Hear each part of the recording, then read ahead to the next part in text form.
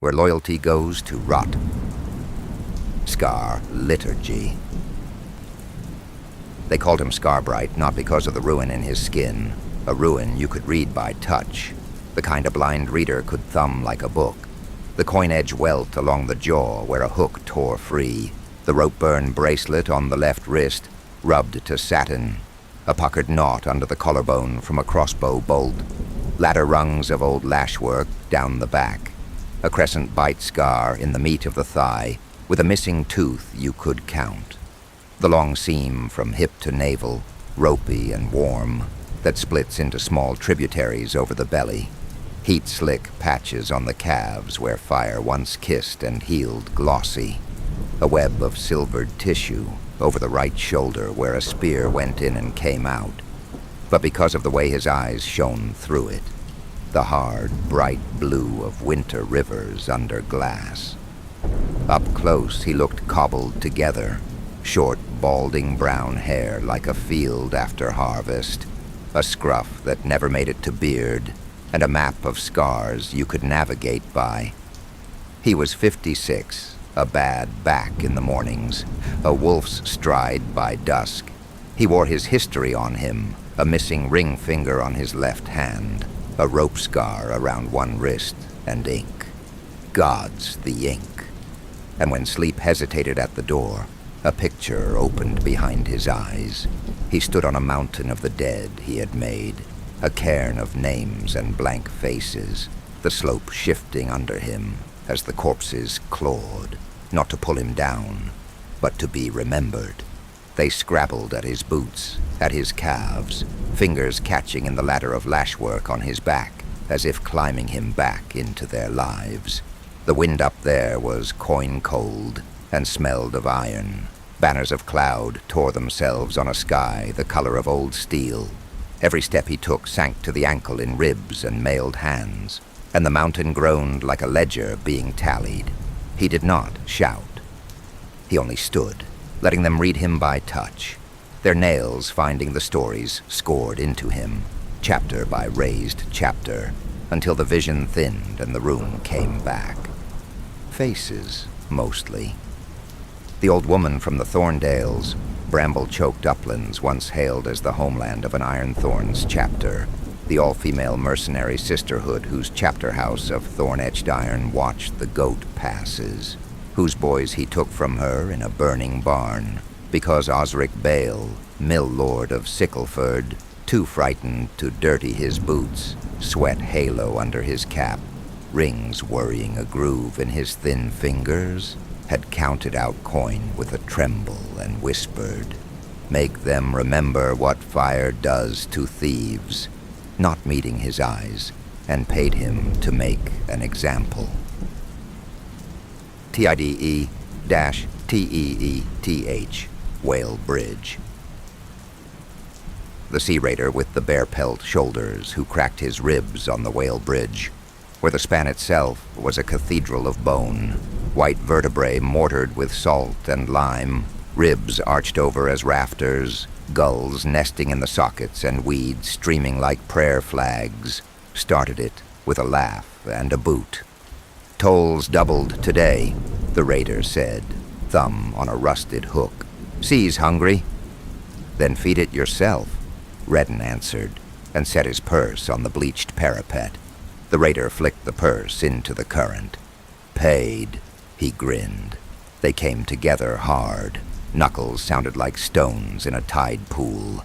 Reddan took the first 3 clean, then the 4th went crooked when the raider heeled him into a vertebra and something in his side barked and broke. He tasted iron. "Still hungry?" the man breathed in his ear, breath all rot and rope. Reddan answered by threading the man's bare skin with his fingers and turning, using the curve of the rib arch as a fulcrum. They spun once, twice, boots scraping barnacle. "You owe the sea its teeth," the raider hissed. "I keep mine," Reddan said, and drove him jaw first into the parapet, so the bridge took what it was owed. The tide took the rest. Low Fen, red milk night. The lamb-eyed boy had pleaded in a one-room house stitched of shadow, tallow guttering, wet wool steaming on a peg, rushes underfoot gone dark where a kettle had been kicked in the struggle, the night shouldering the shutters like a held breath. "Please," he said, palms up, not more than 12, voice breaking on the P. "Please, not my father." The father sat because standing was over. He held his ribs with both hands as if to keep the pain from spilling. Blood made a bib of his shirt and ran in fine red threads into the floorboard seams. Beating on the knuckles, he'd turned white. "It's all right, son," he said, small and steady, the way a man tells a skittish horse to stand. "He's got a job. Let him do it." He looked at Reddan and nodded once, the nod men use when they settle accounts they never thought they'd owe. Reddan knelt so the boy's eyes would have no distance to hide in. "Name?" he asked the man. "Tor Holt," said the father, a ribbon of red uncurling from the corner of his mouth. "Tell my sister. In Low Fen, the key's under the stove brick." The boy made a sound like a bird hitting glass. "Please," he said again, louder now, reaching with both hands as if he could pull the blade out of the moment. "I'll work. I'll pay. Tor shook his head, a tired smile ghosting his teeth. "You'll live," he said. "Listen to your aunt. Mind the net lines. Don't let the river talk you under." He swallowed, coughed a bright mouthful over his arm. It spattered the table leg, the dog bowl, the candle, hissed and went out. In the half-dark, the room smelled of iron and old bread. Reddan took the man's wrist, felt the flutter, and made it quick. But quick is still a kind of weather. The blood came hot and hard, beat against his thumb like a trapped fish, painted the plank, and his own cuff. Tor's breath snagged, then rasped, then shivered into nothing. Something changed in the boy so cleanly it sounded like a hinge. His eyes, soft and round in the lamplight, went coin flat. He looked at Reddan not as at a man, but as at a problem that would one day be solved. "You did this," he said, voice sudden and simple. "I was paid," Reddan answered. The boy's hands curled and uncurled, blood webbing the fingers. "Then I'll save," he said, "and I'll find you." "Get tall first," Reddan said. He stood, wiped his hand on the doorframe, and set the stove brick half askew with 2 fingers. "Under there?" he said, because Tor had asked. "Don't speak to me," the boy whispered, hatred settling into him like iron cooling into a mold. "Not ever again." Reddan tipped his head once, acknowledgement, not apology, and stepped into the night. Rain had started, thin and endless. It took the red off his knuckles in slow threads and carried it to the ditch. Seeped. Fen counting house. The price of a breath. The counting house squatted above the weir like a fat toad. Lamplight jaundiced, walls sweating brine, eel skins pegged to dry over the stove. Downstairs the lobby smelled of wet hemp, vinegar, and eel smoke. The weir sang under the floorboards and made the wall lamps tremble in their brass. A bead curtain of tally cords clicked as runners ducked through a wicket, and a stamping press coughed every few breaths, spitting wax seals into a tray. Saltwives in shawls argued rates at a slatted desk. A barge foreman drummed his knuckles in time with the sluice gate. A clerk scraped figures with a knife and blew grit off his page.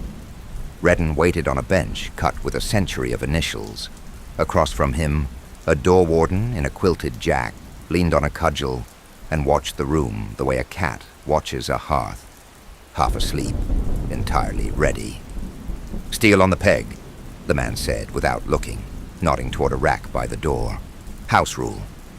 "It behaves if you do," Reddan said. "That why your scabbard's got teeth marks?" the warden drawled, but his mouth tugged into a grin. He jerked his chin at the cue. "You here to pay?" or be paid, to unconfuse a ledger. Then you'll be disappointed, the warden said. We breed our ledgers confused. Keeps us in bread. A bell tapped twice behind the grill. A runner slid out, breathless. Holt? Holtiver, no place listed? Reddan stood. The warden tipped his cudgel in a lazy salute. Mind your fingers, he said. The man upstairs counts 'em if you don't. Ledgers lay open, like flayed fish. A boy servant hovered with a damp rag, and a ledger he was too small to carry straight. A bored bodyguard warmed his hands over the stove, one eye clouded and the other watching nothing in particular. Behind them sat the man who had paid.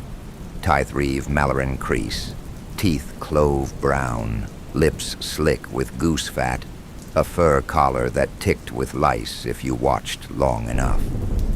He wore 3 rings on one finger to make it look important, and kept a switch by his ink to make it feel so. Is it done? He asked, licking his thumb before he turned a page, as if he meant to count grief like coin. It's done, Reddan said. Proof? Crease smiled too wide. You professionals always bring a token. Reddan set his cuff on the ledger and pressed. Rain and blood made a pink bloom on the column marked disbursements. Crease's smile thinned. Well then, he said, the contract says 5 crowns. I make it 4. Expenses, the runners, the room. Reddan looked up, and whatever lived in his gaze made the lamplight step back. Crease felt it like a knife laid flat along his throat. Bravado leaked. He jerked his chin toward the door and, too loud, snapped, Boy, bring a purse. No, 2. The servant jumped, bobbling his ledger, so a fan of loose pages fluttered to the floor. Ink slopped and made a Rorschach of a drowned rat across his cuff. Sir, he squeaked, skidding for the strong box. By the stove, the bodyguard straightened, hand finding his hilt and half drawing before the look Reddan didn't quite give him convinced the blade back down with a faint, embarrassed rasp. The bark was theater to feel tall again, and his fingers left a damp print on the ledger as they tried to steady. You live here? Reddan said. Crease chuckled, a cough with manners. The sound fogged the lamp glass and left the air tasting of goose fat and clove. And I dream here, friend. Bad dreams are dear. He nudged a little tin saint face down beside the blotter, its face worn to a smear by generations of thumbs, a thumbprint of grease bright on its back. The blotter itself was oxblood leather mapped with knife scars and ink constellations. Besides, the boy saw you. Witnesses are weeds. I'll have to hire a man to do a gardener's work. The boy lives, Reddan said. The weir's low moan came up through the floorboards and made the ink in the well shiver. That wasn't the contract. Crease leaned back until the chair cried, a long splinter creeping in the back post. Lice ticked in his fur. His rings left snail-wet ovals on the ledger. You military types, always so literal. A kindness. When you cut them young, they hardly kick. He pushed a purse across the desk with 2 damp fingers. The drawstring was frayed to hair, and the coin clink inside was moth-light. It was light. Reddan took a knife and pressed its point into the inkwell. Iron gall stink climbed the throat. The tip came up, glossy, a drop sliding off to bloom on the page like a bruise. The bodyguard's hand twitched toward steel again, then stalled, eyes on Crease, who was suddenly very interested in his own rings. Black bled over the ledger lines and ran toward Crease's cuff, wicking into the fur like tide water. Count again, he said. Crease swallowed, throat bobbing like something hooked. The drawer rasped open, mouse grit skittered. He produced a second purse, heavier, the leather sweating mildew, and set it down so the desk thudded and the seal stamp rattled in its saucer. with a sigh that tried to be put upon, and came out pleased. "There, don't be a difficult man, Holt." "Not difficult?" Reddan said, taking the weight. "Exact." He turned to go, then paused. Rain crawled down the window in silver rungs. The Tin Saint caught a thin ladder of light. "If you ever go to Low Fen, knock soft. The boy will be listening." Kreese laughed into his knuckles, purpled from cold and bad wine, and a fly slid up from the goose dish, circled, and settled on the blotter. Orphans forget, time is a mop. "Time is a hook," Reddan said, and let the door swing on its bad hinge. The bead cords clicked, the lamprings chimed, the weir's breath grew louder as he stepped into the hall. 37 years of dead men and women stared back from his skin, rendered black and blue, names inked in tiny neat script beneath. He added to that gallery when the names mattered. Most didn't. Vigil of Frost. Red Stair, Wehrmark. But when they did, when he killed a king, King Ardenvel of Wehrmark, on the Red Stair at dawn, crown askew and breath steaming, blade hid under a borrowed cloak, the sable hem drinking thaw, the prayer still wet on the man's tongue while 3 witnesses studied the stones. Hired by his own cousin, Lady Ser Lucent, regent in waiting, whose smile shut like a trap.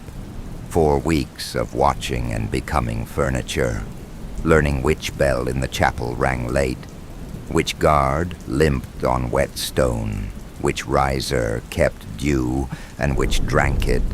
The priest's cough counted against the dawn drum, the hawk's pass over the south parapet at first light, the coachman's oaths when the harness pin stuck, sleeping in a hayloft to hear the hinges breathe, walking the stair at every weather until his feet knew which shadow belonged. The right moment when frost lifted and the drum stalled. On the step Ardan whispered, "Name the hand."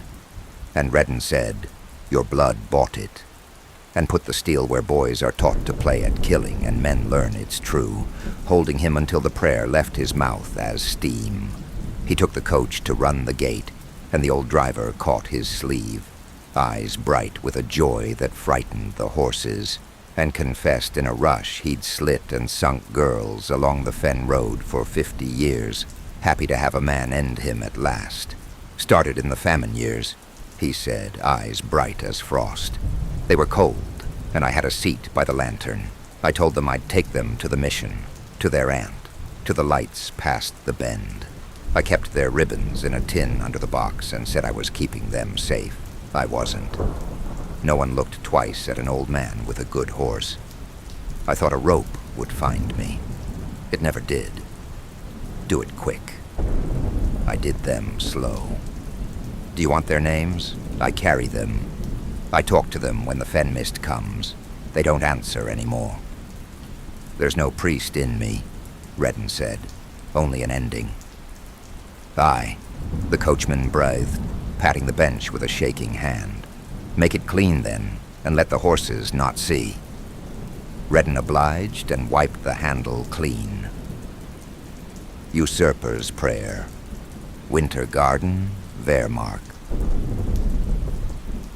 Payment came in a winter garden of cypress and blue lamps, rain needling the pool, so the reflections broke like coins in a counting tray. Cypress trunks bled resin in the cold. Blue glass lanterns hissed under awnings. Wet gravel whispered under boot. Iron trellis arched the paths with climbing winter rose, thorns jeweled with water. Statues sweated. The night smelled of sap and steel. Lady Ser Lucent waited in sable and pearl, hair coiled like a coronet, a veil of rain beads across her painted mouth. Her eyes were the pale of old ice. Her gloves shone with oil. Rings flashed when she lifted a hand. "Say the words," she breathed, joy already rising to meet them. "Ardenvel is steam on the red stair," Reddan said. "At last." She laughed, light, glass on stone, and tipped her chin. "Close the book," she told the dark. The hedges answered. 11 house guards stepped out of green, livery sea gray, and gorgets blued like midnight, sabers and hooks wet with lamplight. 2 crossbows clicked from the pergola. A sergeant with a braid white as salt smiled without teeth. Reddan moved before their breath fogged twice. Gravel slid, hedges caught. He took the first man on the upswing, thumb under jaw, steel short and mean, and used his fall as a door into the line. A halberd bit stone. He turned its haft and drove the iron lug into a kneecap. The scream cut the rain. He stepped inside a saber, split a throat on the guard's own edge. Blood painted the blue lamps violet. A crossbow's twang. He twisted. The bolt stitched a sleeve. He put the shooter down with the other man's knife without looking. The sergeant came in hard. Reddan let the thorned trellis take the man's weight, hooked his gorget on iron, and left him kicking while he broke the wrists that still held steel. Boots slipped, hands scrabbled, the garden filled with hot red over cold blue. He worked like he always did, exact, unhurried, brutal. When the last 2 rushed together, he let them, and their blades found each other's ribs. He finished what they'd started with a heel and a twist. Sari had stood smiling at first, both hands to her throat as if to keep the laugh in. When joy fled her face, bargain took its place. "Triple," she gasped, backing. "Triple and a patent. Lordship, you can have a name again." "I have one," he said. She turned to run. Silk on wet tile went treacherous. Her heel slid. She went down, face first. The crack of her nose breaking was small and perfect. Blood sheeted over her lips and made her lipstick honest. She crawled, smearing a red hand across the gravel, sobbing, "Please, please." He saved her for last. He took her sash and set it under her chin and behind her ears, drew it tight like a groom cinching a strap. Her hands fluttered at the silk, then at his wrists. Her rings bit his skin. Her heels drummed twice on the tile, then only twitched. He watched the breath go. When it didn't come back, he eased the knot and laid her head on the wet sable like a jewel someone would miss in the morning. He walked the paths once more, counting what the rain would and wouldn't wash, and took the purse, twice heavier than agreed, from her belt before the blue lamps guttered. He left 12 quiet, under frost, and went by the cypress gate. Bread and water, mill house, late spring. Reddan took the river path to the old mill where he'd once been a boy with more bones than bread. The day was warm and windless. Plum trees along the bank shook out white confetti, and bees stitched the air. The wheel turned slow as a prayer. Flower dust hung in the doorway like sunlight with weight. Inside, shelves bowed under sacks. A peel leaned by the hearth. A single loaf crackled as it cooled, the crust speaking in little snaps. Branweller, miller then and still, shoulders caked with a permanent pail, sat on a stool by the window with a blanket over his knees. The skin at his temples was thin as paper. A blue vein wrote itself there slowly. He smiled when Reddan filled the frame. "You came tall," he said. "Sit. It's a good day, to be honest. I won't see many more." Reddan sat. The bench remembered his weight from a lifetime ago. "You kept me alive," he said. "I kept a loaf from staling," Bran said, breaking the bread and smearing honey with a thumb. He pushed a heel across. "Tell me your life, the part my bread bought." "You bought 3 winters," Reddan said, tearing off steam. "The rest I stole." Bran's laugh was a breath and a cough. "Start where you were kind," he said. "Lie where you must." "I learned to count by scars," Reddan said after a while. "A woman with hooks in her sleeves taught me hedges can be walls if you mean them too. A boy once looked at me like a story he'd finish. I crossed bridges made of whale's bones and talked to ledgers that talk back. I carry faces in my skin so they don't have to ride their own." "Did you ever marry?" Bran asked, eyes on the bees blundering in the window light. "No." "Good," Bran said, and then softer. Or sorry, both can be true. He sipped water from a dipper, hands shaking. I used to worry I fed a thief to fatten him for the gallows. Then I remembered boys don't choose their hungers. You put bread where my stomach was a fist, Reddan said. If there's sin in that, it's mine, not yours. Bran nodded, satisfied, as a man who squared a cartload. Tell me something small, he said. Not a killing. Reddan looked past him to the wheel's slow turn. There's a lark's nest in the ditch outside, he said. 4 speckled eggs. The mare I passed on the lane is lame on the near fore because her shoe is proud. The honey tastes of willow. When I breathe, it doesn't hurt in the mornings yet, only later. That's a good life to have had, Bran said. He reached into a drawer and brought out a little sack of coarse salt and a wooden token, a miller's tally, worn smooth in the middle. For luck, he said, and for remembering where you were measured and found hungry. Reddan closed Bran's fingers over the token and pushed it back. I remember, he said. Then eat another piece, Bran said, smiling in the sun. And when you go, leave the door on the latch. I like to hear the river talk. Reddan did as he was told. When he rose, Bran's eyes were closed, but his mouth still had bread in it. Outside, the wheel kept turning. Bees kept their appointments. The day stayed kind. He visited a needleman and made the pain formal. Origin, Holt's Acre.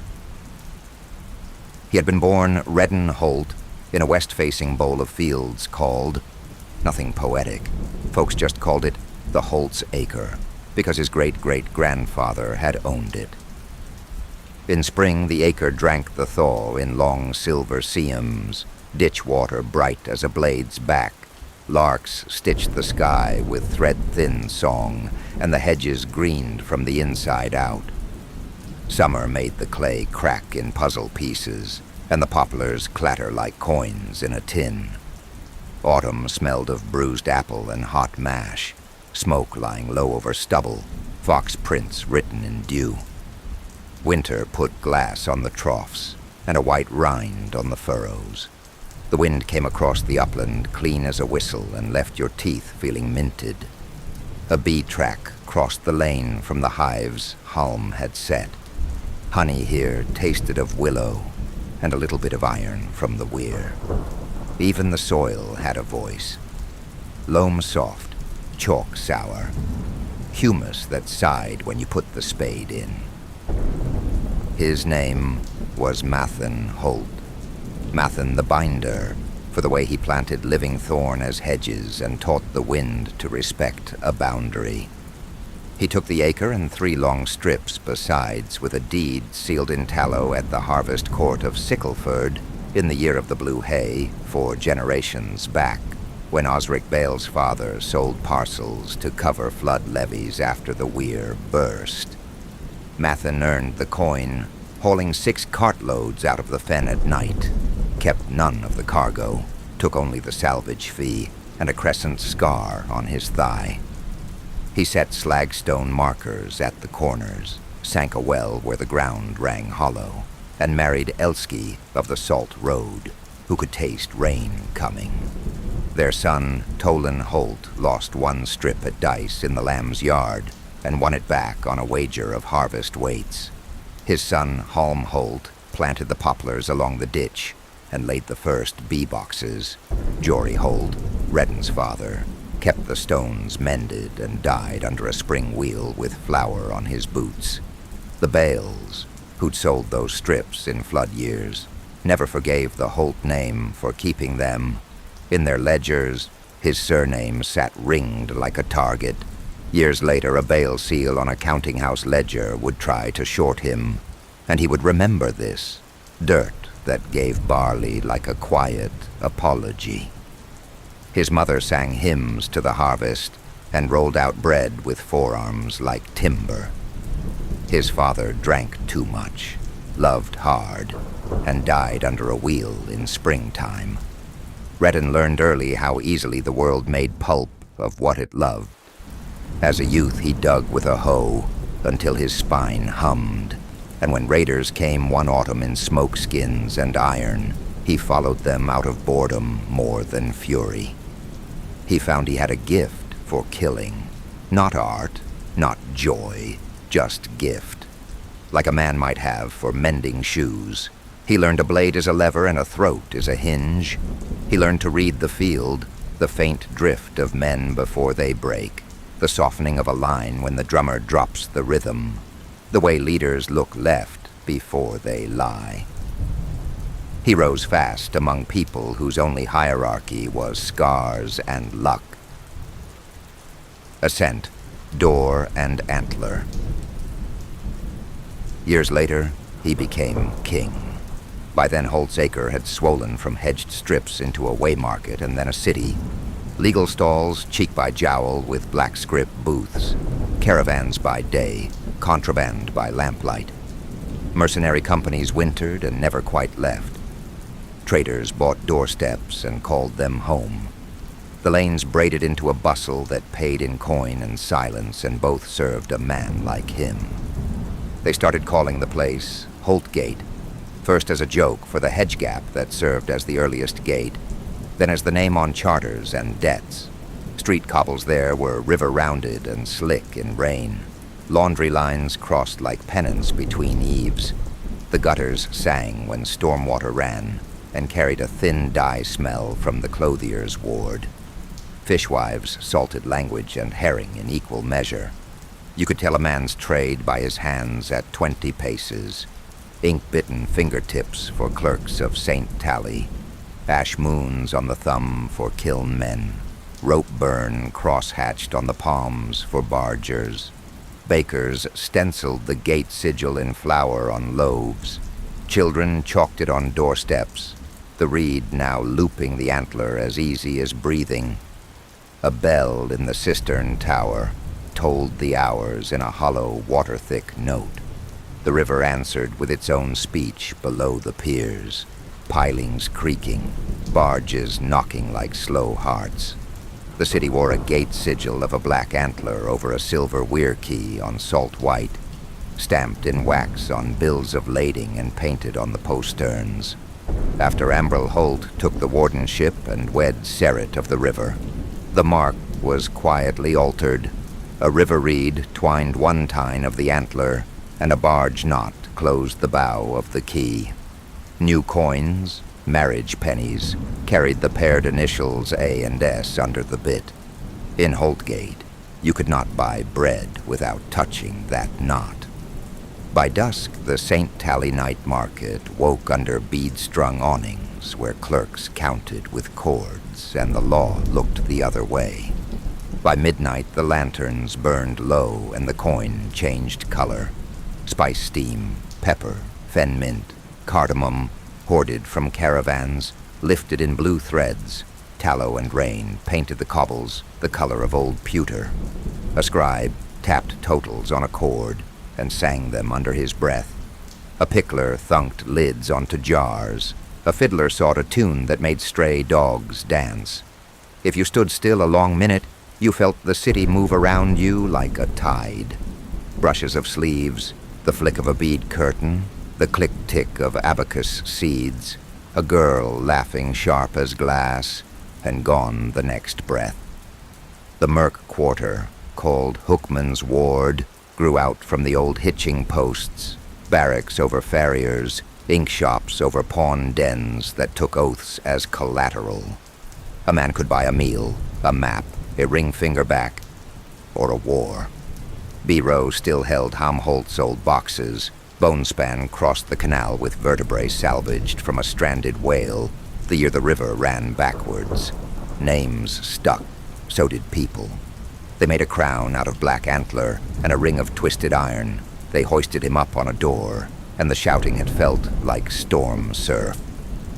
Reddan Holt of the Holt's Acre, the man of the winnowing knife, lord of the stork banner, king of the salt-lashed marches, He kept the low folk fed with granaries, and the high folk cowed with a habit of cutting a tongue the first time, and a head the second.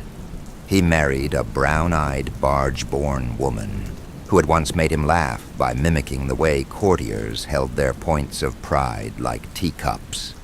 He loved her. He loved 2 children who had his eyes and their mother's soft hands. Loss, Ashvow. And then he lost them all. The betrayal did not happen with a dagger in a corridor. It took the slower path.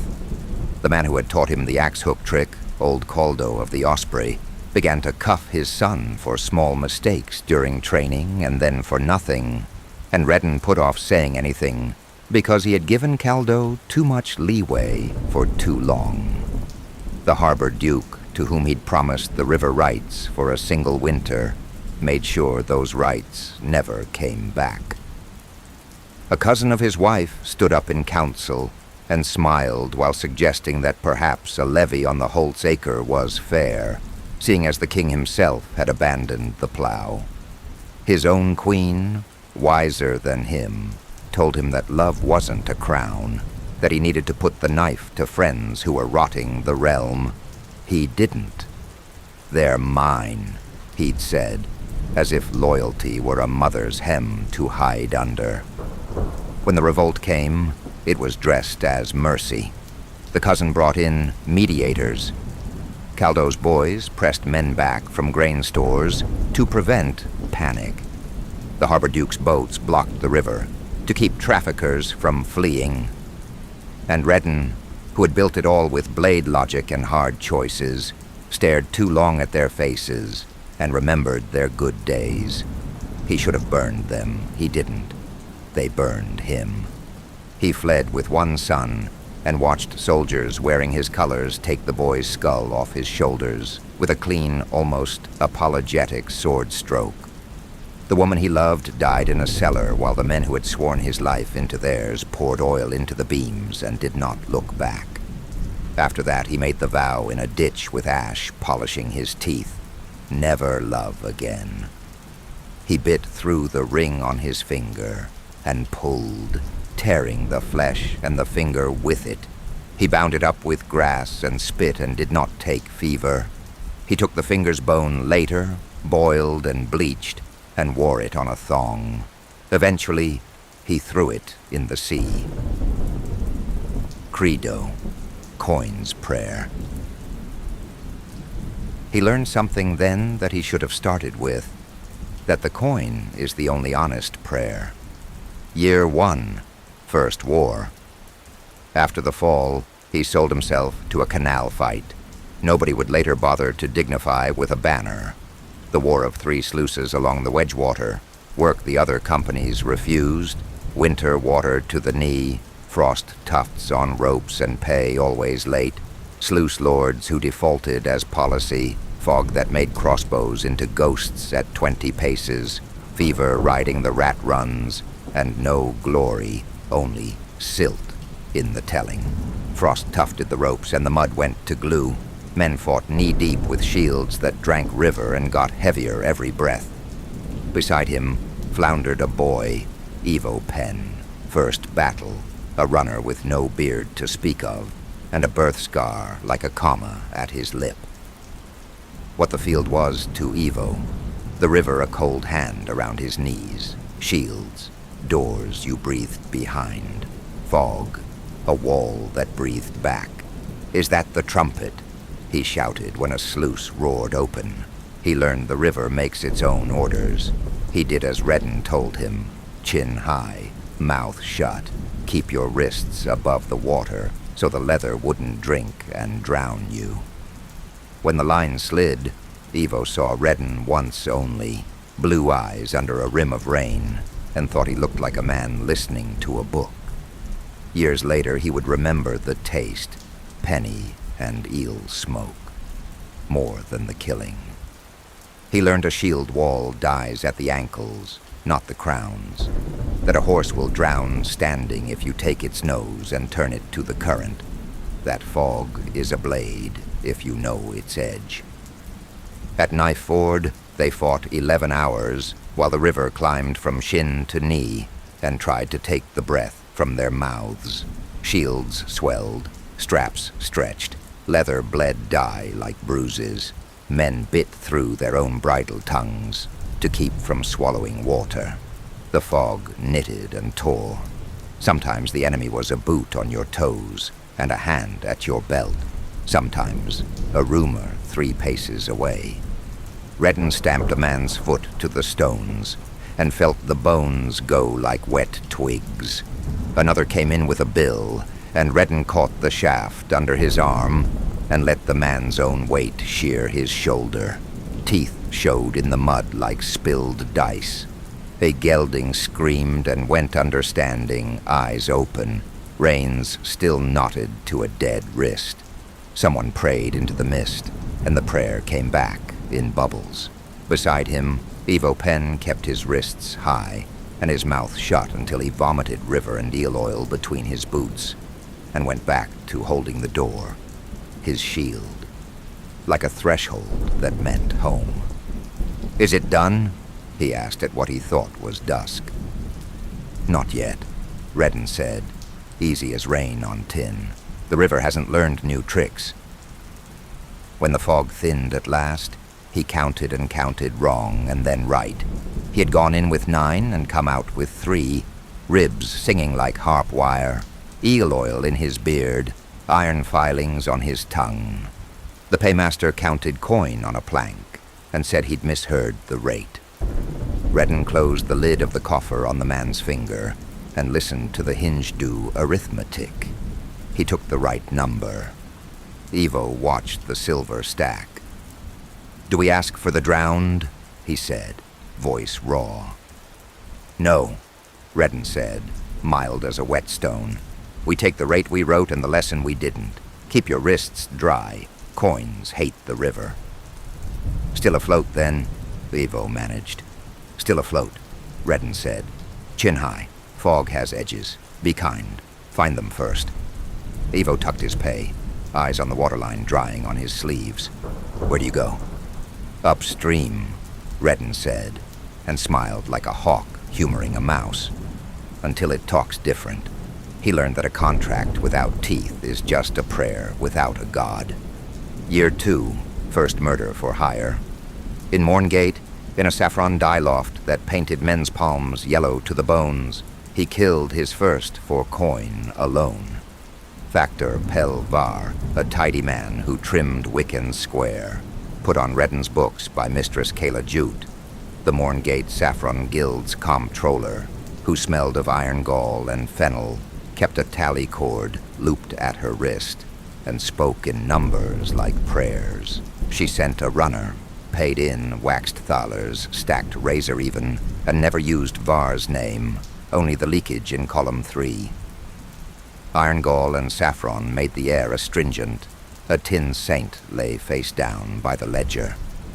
Var's last words were arithmetic, the rate, the runners, expenses, and in the half-second after he heard himself say the last word, he did the math. The ledger opened to disbursements. The tin saint turned face down. The lamp flame guttered and lifted. The knife threw a bright hair of light that ran along its edge, and the iron gall caught it like a black mirror for half a heartbeat. Saffron had stained his hands a permanent yellow, and he rubbed a thumb over the page's corner the way he tidied wicks. The corner lay flat under his touch, his last neatness, a wick trimmed in paper. He looked up, not at Reddan, but at the beam, as if a reprieve might be written there. And Reddan put him down with a neat, unshowy cut that didn't spill on the books. He thought he'd feel a door slam in him. Instead, he felt a drawer close. He pressed his cuff to the column marked disbursements and left a pink bloom the accountants could balance against. Year 3, new country. Work took him to Lamb's Head, the Lantern Delta, a river metropolis spread like a fan where 9 canals met the tide. Teak stilt wards, lacquered spirit houses, and gilded salt kiln spires leaned over black water, while long prowed serpent boats stitched the dark with jars of fireflies.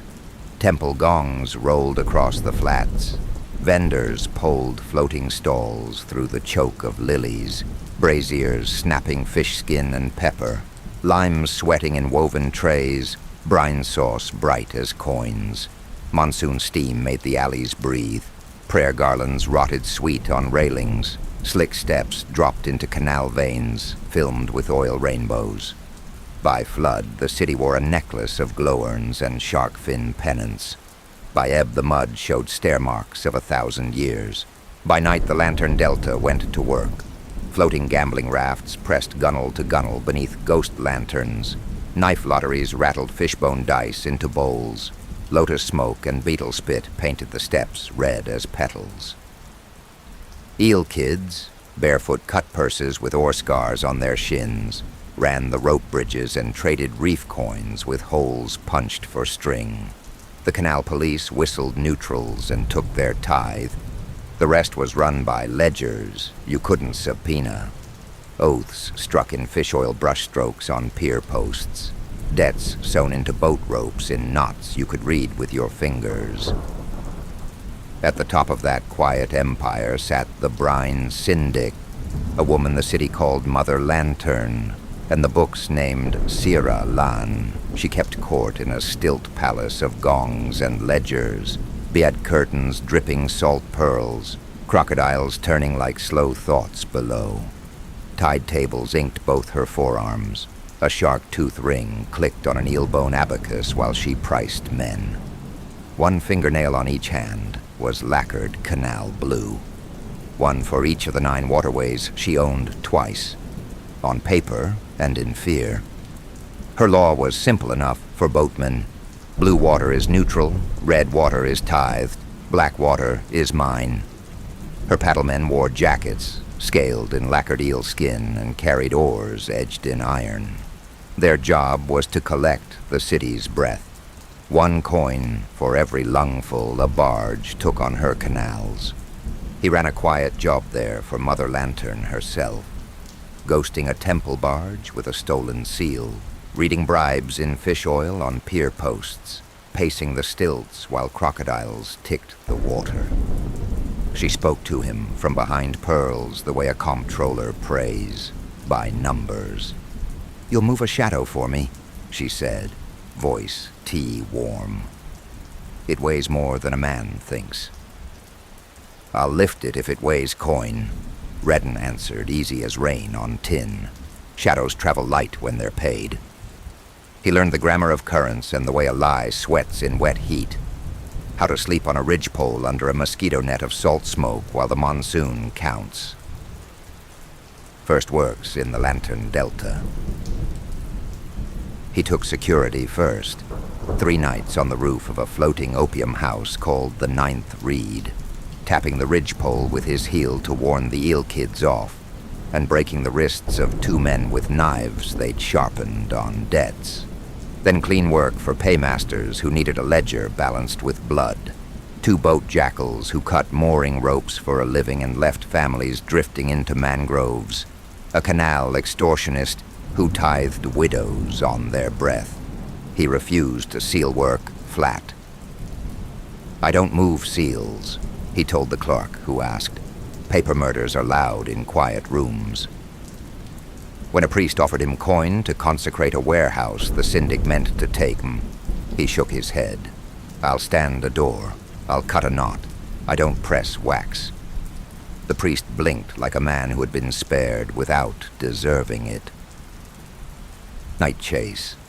Floating market. Flood hour. Rain came like hot thread. A runner with a tiger jaw tattoo broke from a gambling raft with a purse that sounded like a net full of teeth. Reddan stepped from a fried fish barge onto a skiff as if it had been waiting all its life to be his next step. "Mind your pots," he told the cook, cheerful as weather, and the man yelped as oil leapt. Serpent boats lunged. Glowworms swung low and painted the black water coin bright.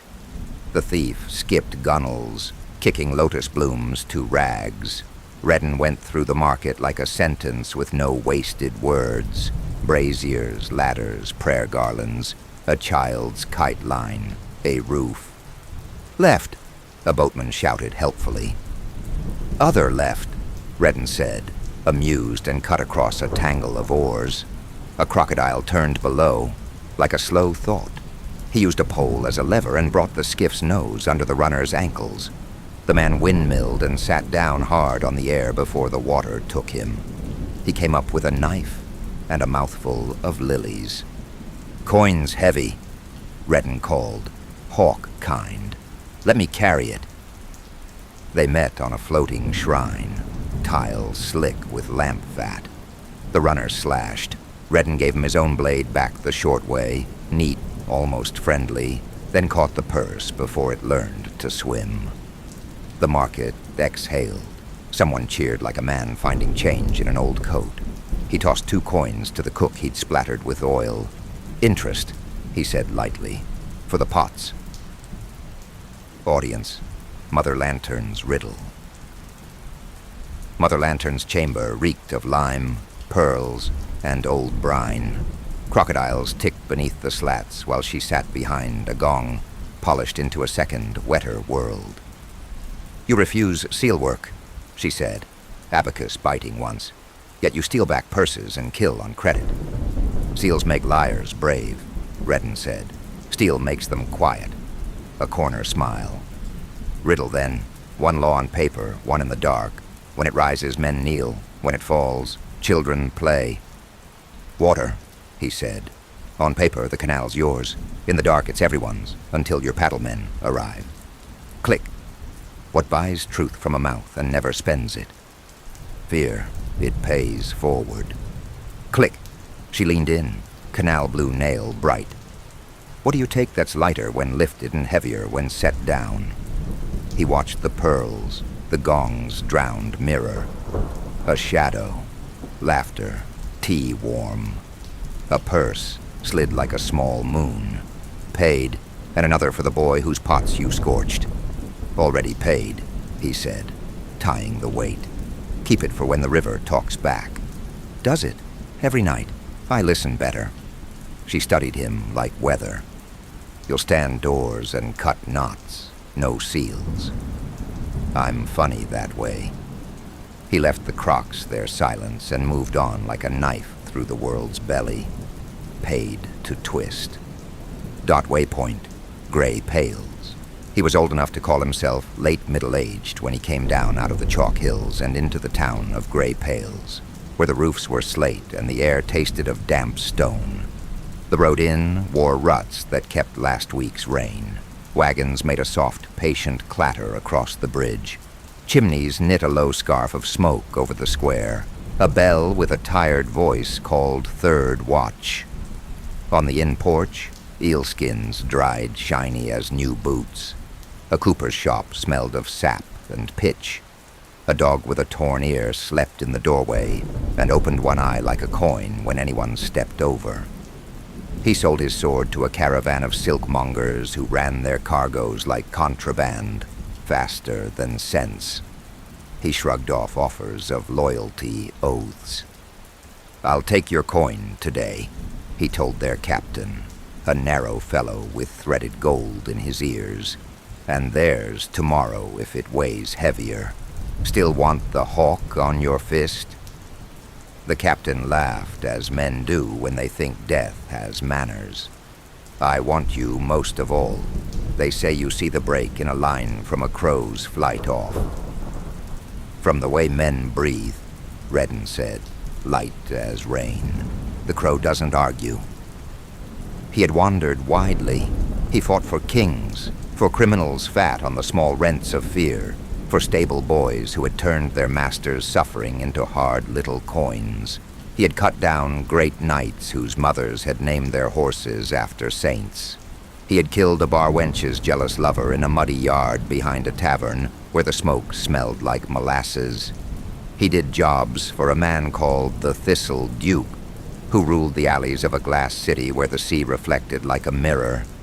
and for a priestess of the accusing tree, whose sermons left men confessing to crimes they hadn't thought up yet. Once he escorted a troupe of puppet players into a valley full of bones where the wind sang fluting notes through fen reeds. He came out with most of them, and 3 new faces inked lightly on his ribs. In the city of Vellum, the librarian princes consulted him about war because he spoke 3 dead tongues and read maps like men read confessions. He stood beside a boy king at the saffron steppe and told him to set fire to his own fodder to starve the oncoming host. The boy wept and did it. In the basalt arches, he argued tactics with a woman who called herself Queen and backed the title with iron. They fought 4 campaigns together and parted once she asked for an oath. "Coins are oaths," he said, and she pressed the gold into his hand without looking and told him if he ever returned, she would shoot him at the gate. For all that, he did not stay. Never long. The world around him became a series of rooms with doors he was already leaving. Philosophy. Knife without story. He had, if you asked him on a night when the wine wasn't poor, a philosophy. Honor is a story men tell to help them sleep, he'd say. Coins don't lie, they only shine or don't. He had learned the rest of the lesson as a boy, trailing the tail of a knight's cloak. Sir Ansel Morin had been all polish and penance, a good sword sworn to a poor lord. He kept charters that should have been burned. He held a gate while the village behind it starved because the ink said hold. At nights he would sit with his gauntlets off, fingers raw from scrubbing, and say, "I have wasted my life on the wrong account." Years later, Reddan found him at a roadside saint, sober, asking Wood how to give time back. When bandits came, Ansel fought like a book closing, precise, inevitable, sad, and died tidy. Reddan never inked his face, only the line the night left him. A vow is a door that doesn't ask who's on the other side. But sometimes at dawn, he'd wake with his hand on the stump of his finger and think of the harvest hymn, his mother pushing the last loaf from an oven, the way his wife had laughed with her throat bare.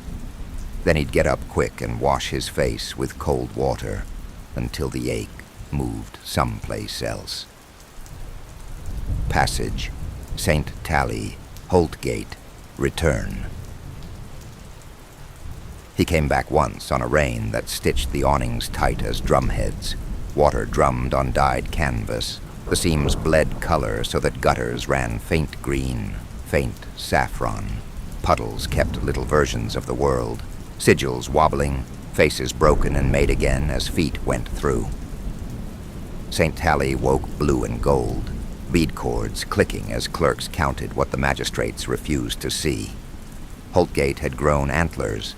New quays gnawed into the riverbank, cistern towers shouldering above rooftops, sky bridges between warehouse lofts, kiln smoke writing low prayers over the market. Guild loggias took toll in bead and thumbprint. Tax bells rang on the hour and the half. Even the gutters had a commerce to them, carrying dyes in thin, respectable streams. A girl offered him a cent card reading with disaster trump high. He paid her to keep the deck uncut and asked for directions instead. The gate sigil, black antler over a silver weir key, now with a river reed twined on a tine and a barge knot at the quay's bow, glimmered in wax on bales and doorposts, and on broadsides pasted damp to a shrine wall.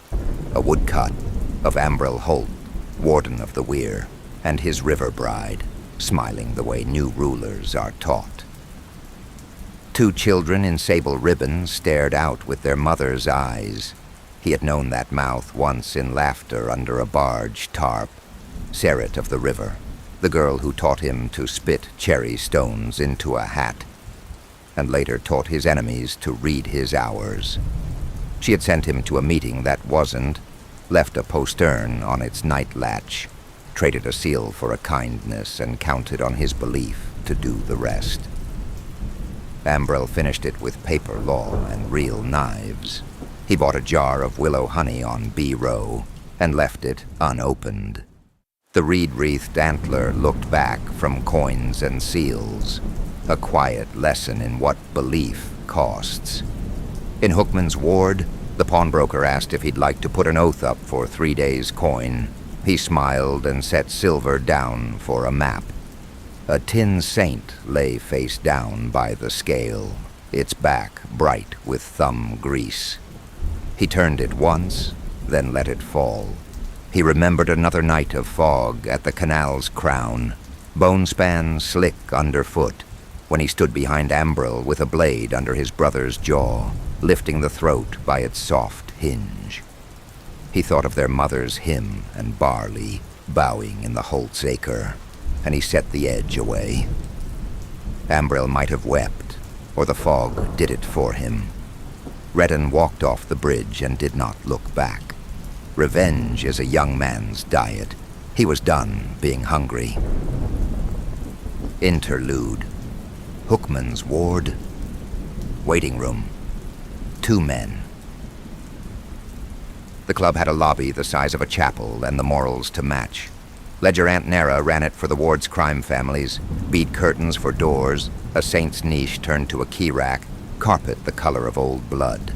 A girl in a ledger green dress kept time with a cord, plinking totals as if counting could bless the room. Men came out lighter or heavier, none came out clean. Reddan sat on a bench carved with knives and owed names, drying rain off his cuffs. Across from him, a man with a comma scar at his lip lifted his eyes and smiled like you do when you recognize a river you nearly drowned in. "Pen," Reddan said, voice easy as rain on tin. "Still afloat, are you?" "Evo," the man corrected out of habit. Then softer, "Aye, Evo Pen." He was taller now, shoulders set by miles, hands careful on his knees. The smell off him was tallow, hemp, and a good blade oiled right. "Job treat you gentle?" Reddan asked, light as a joke. "Or did you have to teach it manners?" "Separate work," Evo said. "Same pay window. Narrow scrip buys bread that doesn't argue." He tipped his chin at the counting desk, where a clerk made a mountain of coin pretend to be a hill. "You?" "Same," Reddan said. He studied the reed-twined antler stamped into the brass of the bell pull. Cities put on paint and a new smile. "It changed ours first," Evo said. "St. Tally does that. Still keep your wrists dry?" Reddan's mouth tugged. "Wrists above the water," he said. "River hasn't learned new tricks." Evo laughed under his breath, a sound like a wet match. "First lesson I ever kept. That and chin high, mouth shut. I hear you every time the river talks." They sat a while, listening to boots and low voices in the back rooms. Rain tapped the window, impatient as a debtor. Someone in the hall coughed the way men cough after smoke. "I thought you were dead twice," Evo said, without looking up. Knife Ford, when the sluice sang and took the horses, and later, in Lamb's Head, word came, a brine man put a hook through your side and hung you to count the tide. "Hooks bend," Reddan said. "Men who sing to sluices drown humming." Evo turned his scar between teeth, thinking. "I kept that day like a coin," he said. "The water up to the knee, cold as a hand. You said, 'Wrists up, so the leather doesn't drink and drown you.'" Reddan finished. "Keep your door, your shield, between you and what's coming. Fog has edges. Be kind. Find them first." "Fog has edges," Evo echoed. "I say it to boys I train now. They think it's a riddle until it saves them." The bead curtain clicked. A runner stuck his head out. Pen of no parish." Evo rose, then hesitated. "You ever go back to the acre?" "I walk past it in my sleep," Reddan said. "Cheaper than the ferry." Evo nodded, then risked a grin. You still hate sparrows? More with every year, Reddan said. They gossip. Good, Evo said. World needs constance. He touched 2 fingers to his brow. Soldier's thanks, without the oath. And went through the beads. The chords sang totals. The room smelled briefly of wet iron as the door shut behind him. Reddan looked at the bell pull again, at the reed twined into the antlered tine, and waited his turn to be made. Exact. Crossing. Bone span. He left by bone span, vertebrae slick with rain, lichen threading the joints, canal weeds streaming like prayer flags in the runoff, and leaving green rags on the wrunged bone. The canal smelled of tannin and eel smoke. Dye water from St. Tally ran thin blue along the stones. Lanterns hung at hip height from rib hooks, their light chopped and threw gull shadows over the water. Someone had built a shrine in a rib's hollow, a mat of fish bones, a key cut from tin, 3 river pebbles, and a smear of wax the color of old salt with a thumbprint still wet. Under his hand, the old bone felt cold and faintly grained. Not chalk, but a thing that had once moved. Rain beaded and ran into seams that had been marrow. He paused at the crown of the arch. The city behind him hissed with rain and rope, cartwheels ticking, the tax bell 2 streets off answering the cistern drip. Night market lanterns guttered and threw coins of light across the canal, breaking on the current. Wind flecked his face with spray, and the taste was iron. A boy on the parapet tried a toss and missed the water. The coin rang off a vertebra, rolled like a bad thought, and settled by his boot. Reddan nudged it with the side of his foot and sent it cleanly into the dark water. Pay proper, he said, and went on. Mercies, small and strange. There were people whose faces he did not ink. He had once met a stable boy who never asked him for a tale, who just handed him an apple for his mount, and went back to brushing with a little frown of concentration.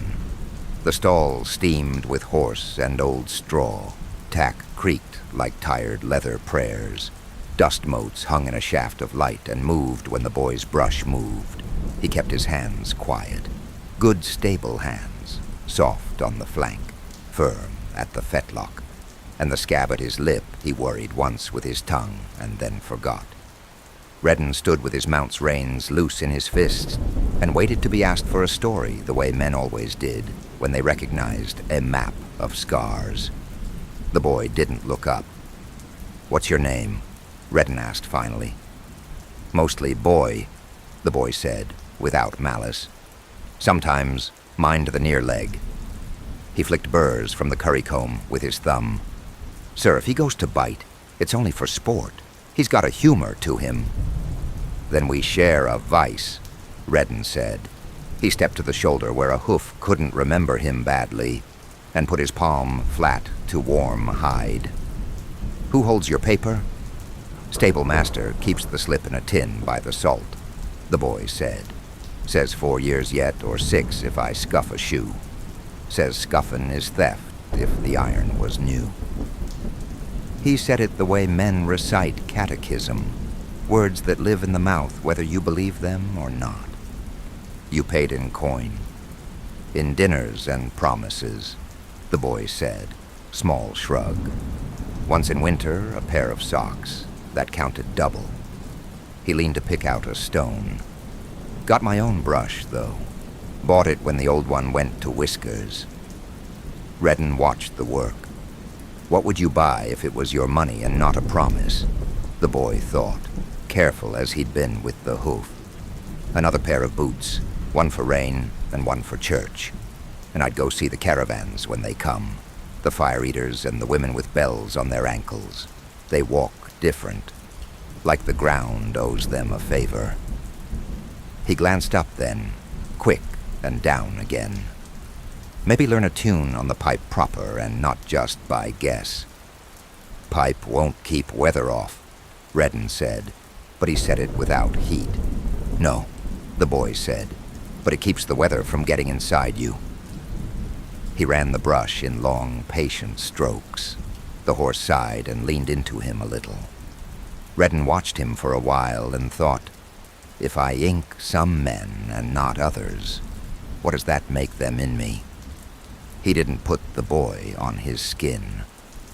"Mind the heel," Reddan said after a bit, and showed him how to stand with his weight where a kick would miss, how to keep fingers where teeth forgot.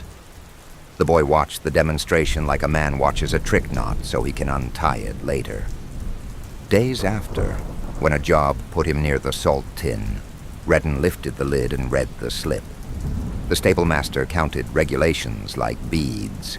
Reddan counted the rate and its lies, and set coin on the table until the man's mouth forgot how to say no. He bought the boy out of his indenture in a room that smelled of damp hay and vinegar, tore the slip in half so the law would have to remember it was only paper, and laid both pieces flat so the creases would show. The boy looked at the halves and then at Reddan. "What do I owe?" "Nothing," Reddan said. "Don't make a shrine of me. Walk out while your feet are still light."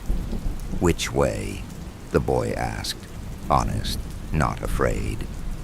"Toward whatever bells you kept in your head," Reddan said, "and away from men who are proud of how they pay." When the boy ran off with a dancer the next spring, bells on her ankle, ribbon in her hair, her laugh lifting like a bird out of straw, Reddan was almost relieved.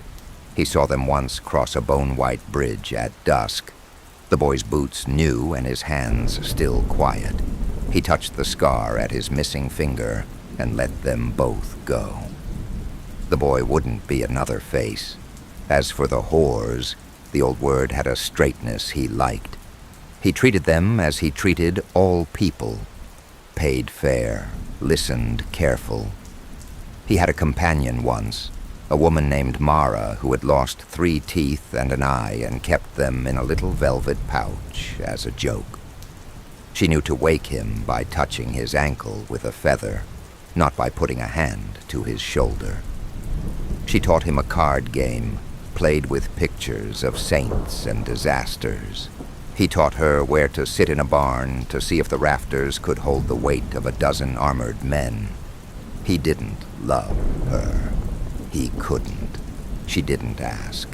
He paid what she asked, and twice more when she stitched him after someone else's knife. When he left at dawn without a word. She would, years later, tell him in a marketplace with a new eye of green glass that he was the only man she'd known who didn't perform his sadness for applause. He took that for praise. Reputation, book and skull. His reputation was a pile of skulls balanced on a book.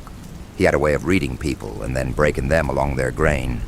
Once in the St. Tally bathhouse, where steam tasted of piss and menthol and the floor sweated, a pit champ called Fen the Bell came hunting with 6 men and a ring that clacked on tile when he was brave. Reddan slid the bolt, kicked the soap bucket over to make the floor mean, and watched. Fen drummed 2 knuckles to wind himself. Old habit. The right knee clicked when he planted. Old break. The left ear was dead. He always turned that side when he wanted to look bigger. Reddan gave him nothing to look at. He stepped straight in and broke Fen's rhythm first. Thumb in the throat, head into tesserae, 2 teeth left in the grout. A knife flashed. He trapped the wrist under his forearm and walked it to the brass rail until skin sang. The hand dropped the knife. He stamped the knuckles flat so they'd remember him every wet day. One of the 6 tried courage and slipped. Reddan let him fall, took his towel, and looped it through the hot rail. He dragged Fen's face across it until the man learned what heat does when it finds soft.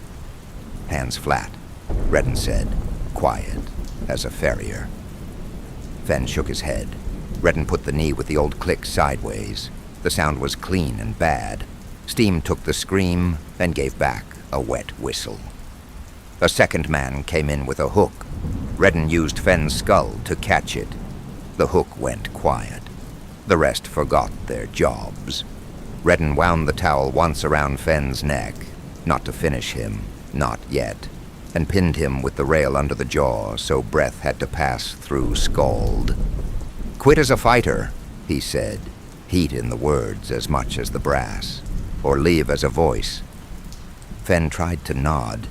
It came out as a scrape. Reddan eased the towel, took the half-answer for what it was, and left him a hiss where a bell used to be.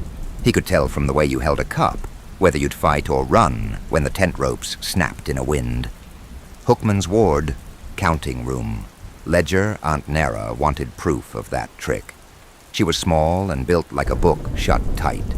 Iron-gray braid pinned low, ink in the nail beds, 2 old breaks in the right hand where accounts had needed emphasis. She wore a thumb ring of brass that clicked on bead cords when she was pleased and smelled faintly of clove, lamp oil, and rain. Her eyes didn't wander, they sorted. Kindness, with her, was accuracy. Cruelty was rounding. She set a third knife called Call Rusk on her bead cords and asked Reddan, without looking up from her abacus, if the man would stand. "He'll run," Reddan said, mild as rain on tin. "He signed," Nera said. "Paper is brave," Reddan answered. "Feet are honest." Call drank in the corner, 2 fingers pinching the rim, shoulder turned, toes already pointed at the door. His belt was tied shallow, pack buckled fat, scabbard riding too high like a lie that hadn't learned its place. Reddan watched him the way a wolf watches snow for the first soft step. When the rival crew hit, hooks on the lintel, 3 men and a boy, Cal didn't shout, didn't square. He let the cup fall so it wouldn't slow his hands, and went through the bead curtain before the beads finished singing. Reddan took the first 2 in the doorway, and put the boy back to his feet and out, then shut the room with his body and a table turned on its side. Hooks scraped. The counting room breathed like a chest under a weight and then went still. "You were right," Nara said afterward, voice flat as a ledger line. "How did you know?" Reddan wiped blood off the bead cord with his thumb. He spoke the way a patient man sharpens a knife. Soft, certain, a little tired of the world. "He drank like a man already leaving," he said. "Men who mean to stand cradle the cup." He pinched the rim for the drop. He sat on the edge, perched. Birds do that when they're measuring the wind. His boots pointed home. His sword hung like a borrowed truth.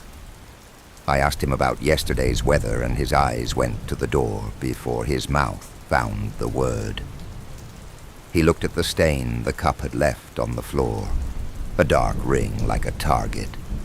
"You hire me to read, I raid." He took the work other men refused, the obscure murder for hire that came with maps folded too many times, the kind of security where you stood between a promise and a crowd, even the quiet kidnappings that paid in gratitude and silence. Obscure fort hire, Moonkeep, 4th watch. Moonkeep had no gate, only a throat of stair hidden under lichened stone, and a bell tower that told fishermen when to come home. The hire was to end the bell founder before first light, without raising a shout. Reddan went up in the rain, with a tin saint in his pocket, and a rope burn already speaking on his wrist. He listened to the bell's breath between peals, and found the breath in the man the same, ragged on the climb, even at the rung. "Name?" Reddan asked in the dark. "Yarn." "Then I'll keep it," he said, and took the pulse from the world like snuffing a lamp, clean, unshowy, the tower none the wiser. At dawn, the bell rang late. Fishermen cursed the fog instead of the knife. Security, St. Tally Counting House, rain night. They paid him to make robbery a waste of time. He stood under the eaves where the gutters sang and read the room backward, soot lines on rafters where a man had hung once. 2 floorboards that lifted a hair at the latch, a clerk with a blink like a telegraph. "You will come with buckets or fire," Reddan told the door warden. So we drown the fire and salt the buckets. When the torchmen arrived in oilskin, he let them in 3 steps and shut the weather behind them. Lamplight, wet leather, a prayer half said. He used the counter as a hinge, the ledger as a shield, and the bell pull like a noose for a wrist that wouldn't learn. After, the chief clerk tried to tip him with praise. Reddan shook his head. "Pay the boy who ran the bell late," he said. "He kept your figures breathing." Kidnapping, the old admiral, age 91. Ledger, Aunt Nara hired him to fetch a man the law called safe, and his heirs called missing money. Admiral Orem Vale, 91, kept upstairs in a perfumed room by nephews who counted his breaths like interest. "Alive," Nara said, and slid the purse, and unbruised enough to sit in a chair and sign.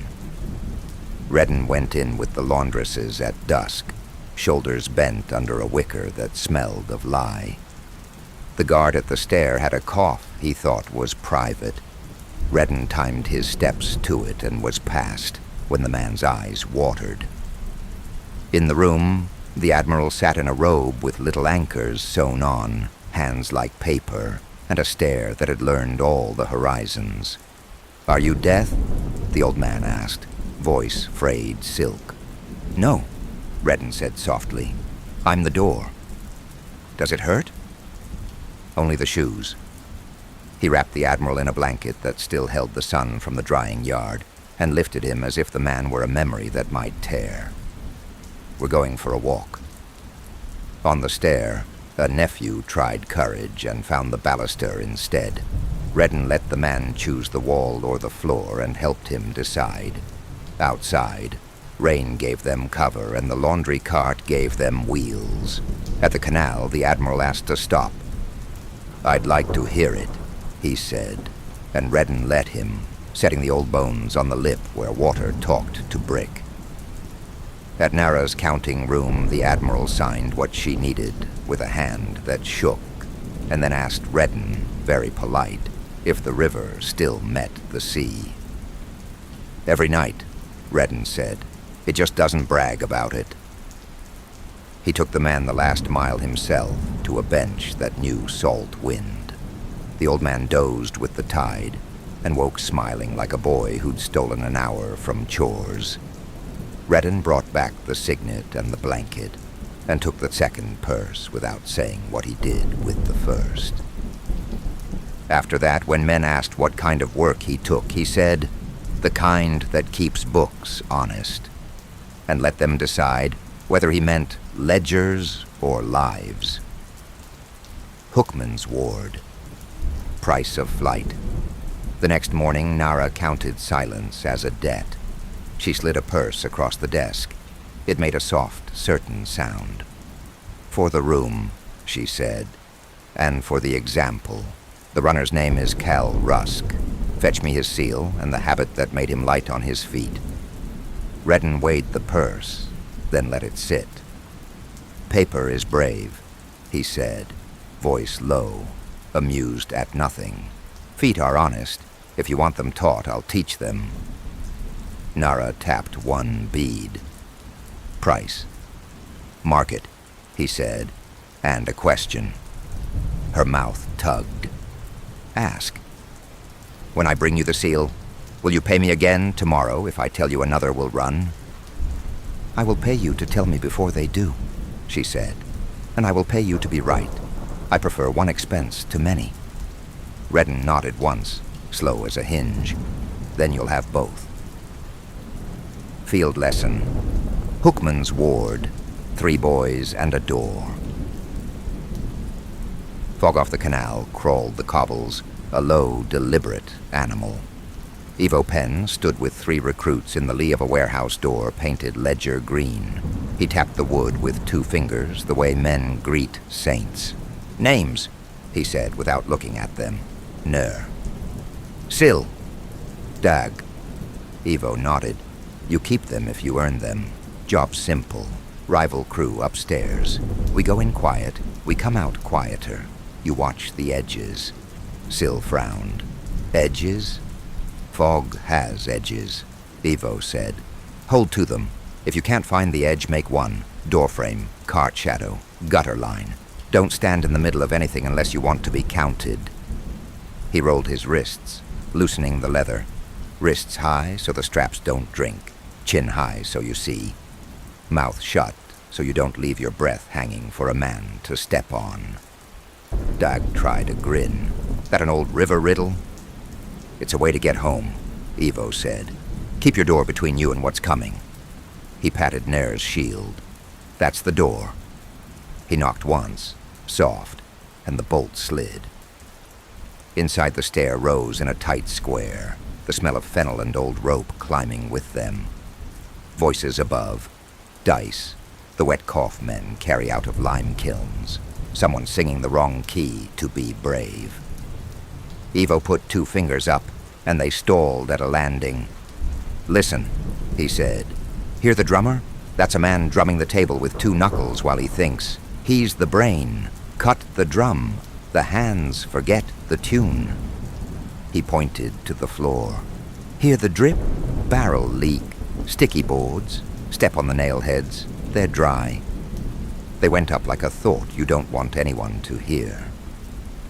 At the top, a door stood open the width of a thumb. Evo breathed once the way the old man had taught him, and slid through the gap. The room went still the way rooms do when the first wrong thing happens.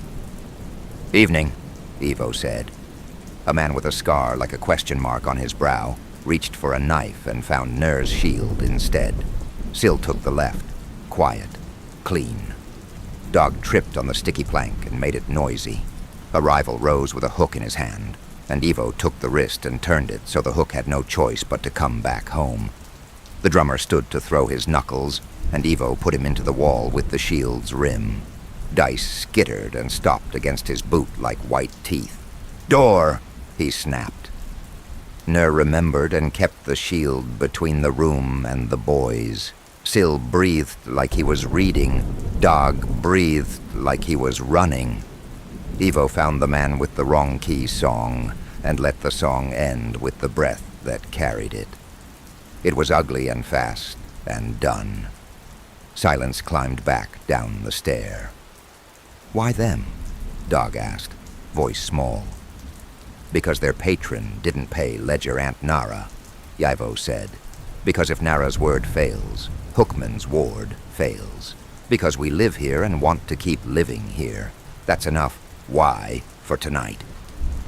He wiped the rim of the shield and set it back into Nair's hands. Look at your wrists. They looked.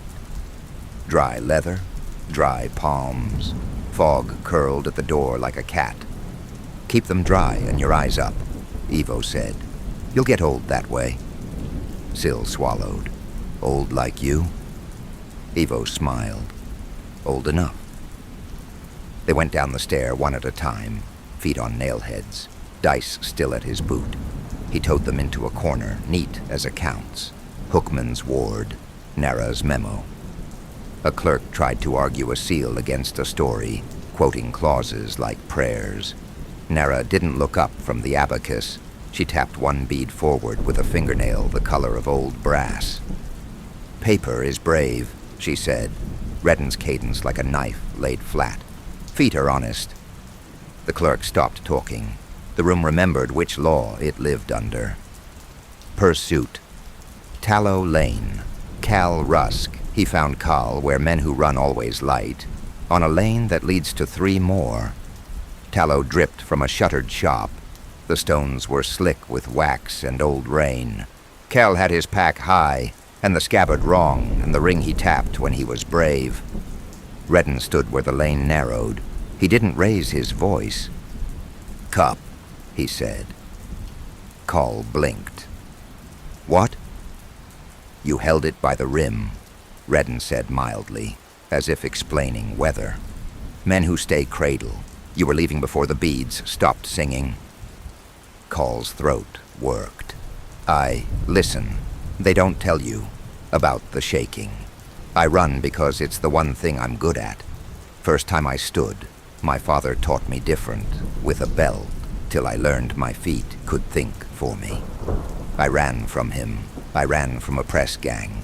I ran from a fire I started and from a love I didn't deserve. Every time I stayed, I got buried. When I run, I live. I don't even choose it half the time. My legs do. He spread his hands, empty.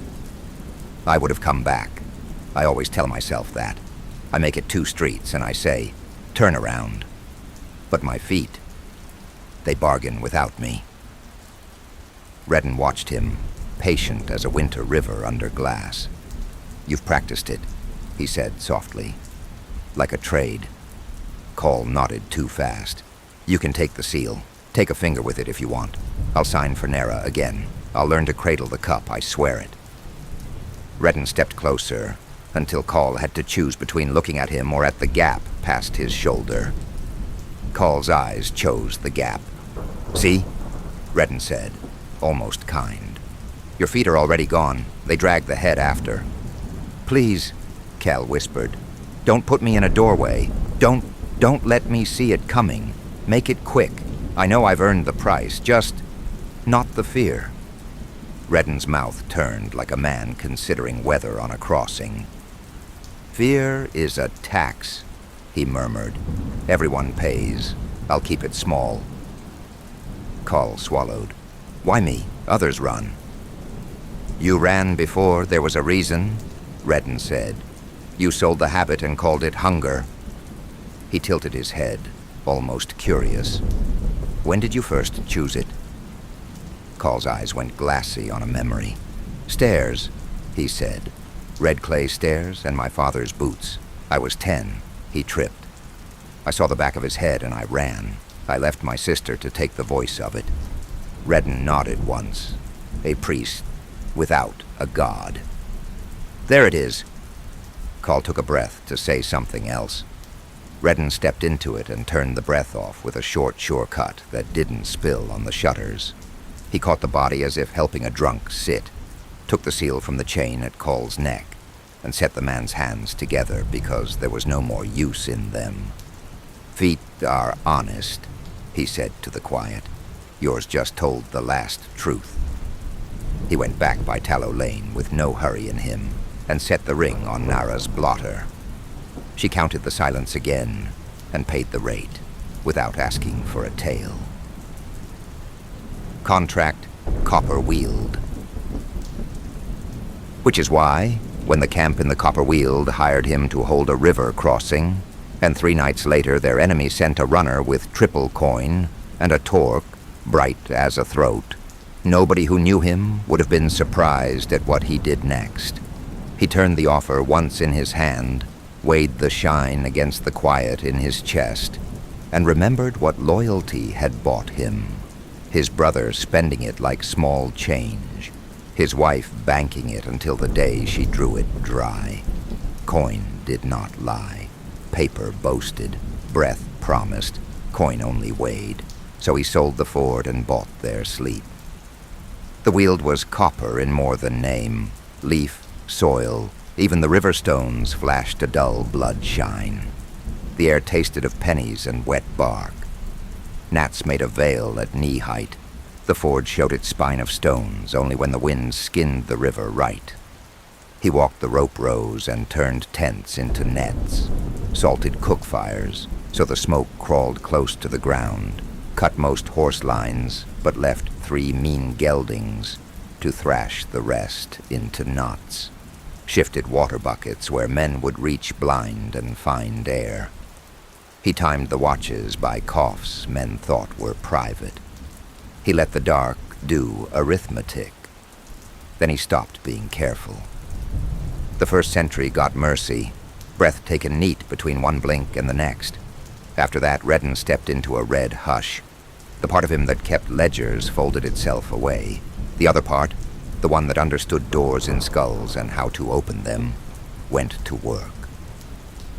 Canvas fell like drowning.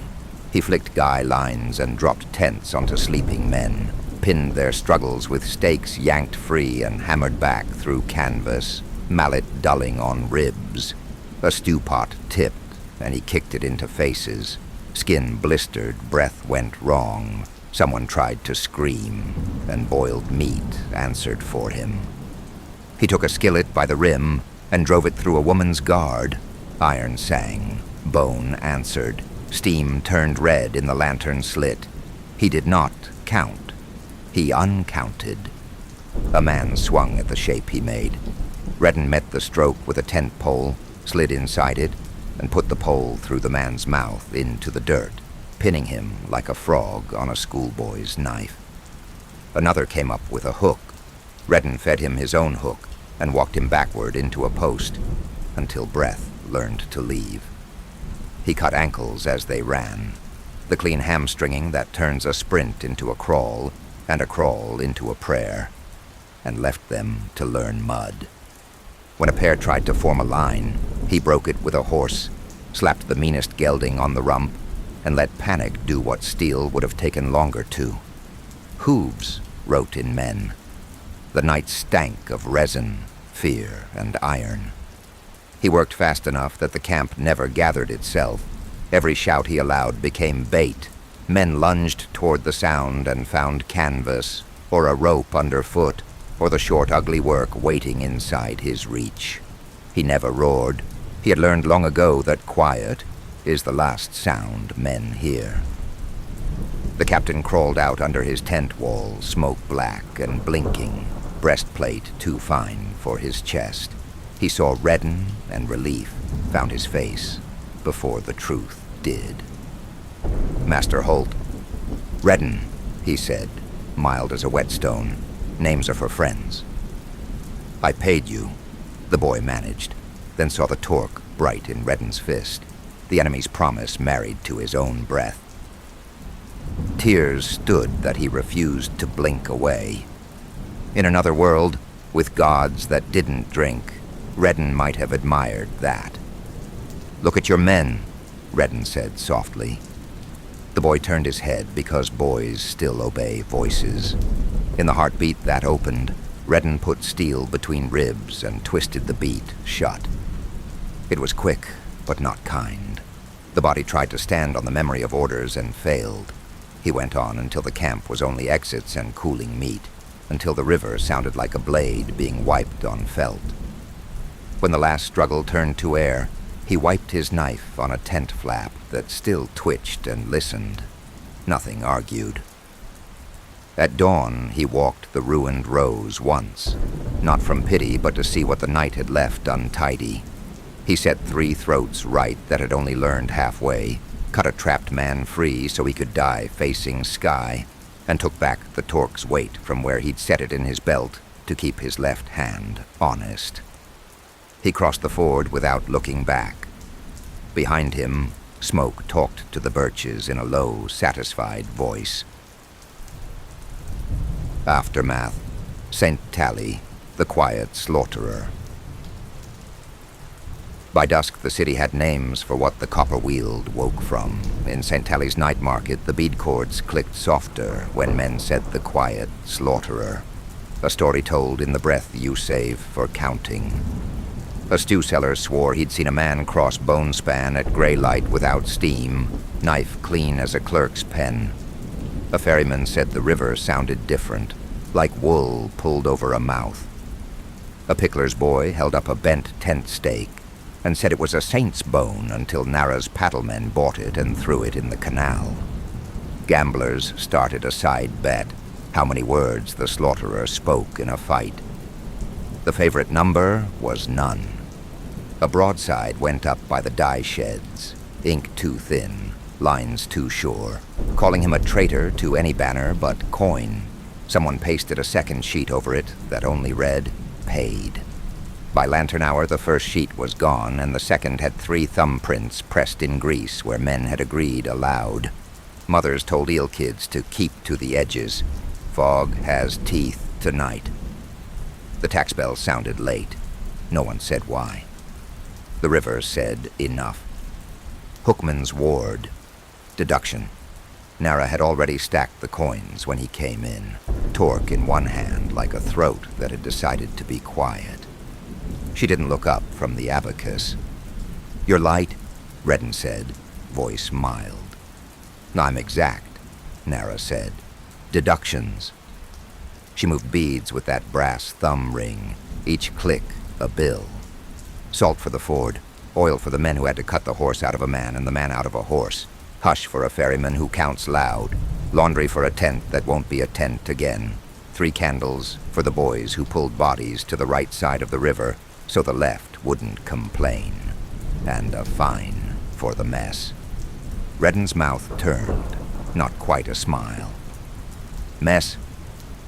You turned a camp into a riddle," she said. "Riddles invite readers. Readers waste my time." She pushed the diminished stack across. "Next time, keep the horses." He set the torque on the blotter. It made a small, certain sound. "You'll get your shine back on the sail," he said. "And the lesson twice." Nara tapped a final bead. "The lesson I've already taken. Pay you to be right before the killing starts. It costs less." "Paper is brave," Reddan murmured. "Feet are honest." "And ledgers," Nara said. "Remember." She opened a drawer, took out a thin purse and dropped it on top of the torque. "For bringing the river quiet.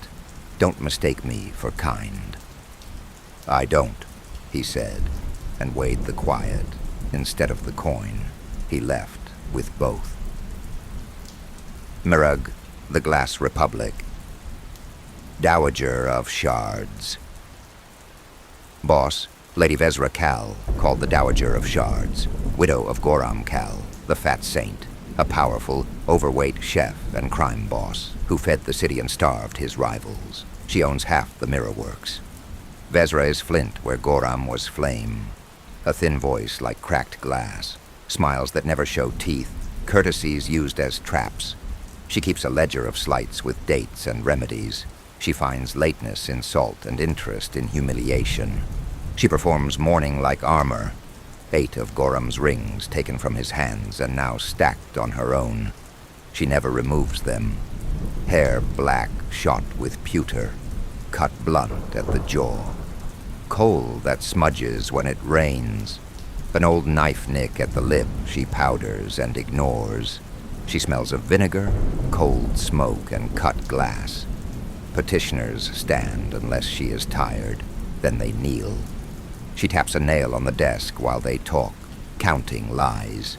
She refuses free food on principle and will tip a plate to check portion weights. She calls charity credit with worse terms. On her desk sits a wedding photograph under bubbled glass. Goram in stained whites, laughing, a cleaver at his belt. Vezra, younger, river braid crown stitched with mirror sherds, bay and fennel bouquet in one hand, stew splash on her cuff, rain beads bright on her veil, their signatures in grease pencil along the mat.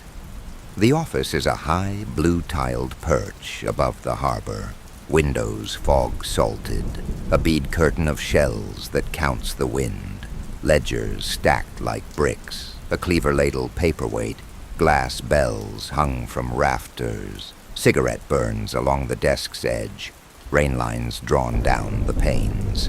When she's pleased, she turns a ring. When she's angry, she stops blinking. Reputation. Goram fed Mira and was loved. Vezra rations Mira and is obeyed. Job seed, security turned quiet murder. The Republic's Mirror Fair runs 3 nights. Vezra hires Reddan to guard her pavilion from acid throwers hired by rival guilds. First meeting, dialogue. A rain-lashed afternoon under the mirror awnings. Vezra. "You the knife they sent? Blue eyes? You look like rain stuck in a boot." Reddan. "A knife, aye. The rain goes where it's cold." Vezra, crass, amused. "Good. If a bastard spits acid at my glass, I want his mother to recognize what's left." Reddan. "I heard Goram fed strikes until men argued quieter. Salt that didn't take sides. That was King's work." Vezra, The roughness hitches. He fed this whole bastard city. Reddan, then I'll keep his tables from breaking. Vezra, eat while you work. Anyone aims for the face, 2 hands broken. Reddan, I'll leave them one to hold a spoon. Vezra, fair. Then Night 3 quietly asks him to arrange an accident for her son-in-law in the labyrinth of looking. Payment is in cut panes, stamped with guild seals. Currency inside Mira, worthless outside, unless you know how to sell fear. Payment and departure. Scene. The 3rd night ends with rain, stringing the window like beads. Vezra stands behind the desk, 8 rings dim under salt light, the bent pane propped like a ledger. On the blotter, a linen-wrapped parcel that glints at the seams. Cut panes, stamped with the guild seal, chime thin when they touch. Vezra, you made it look like jealousy. He died thinking he was handsome. That sells. Insolvency doesn't.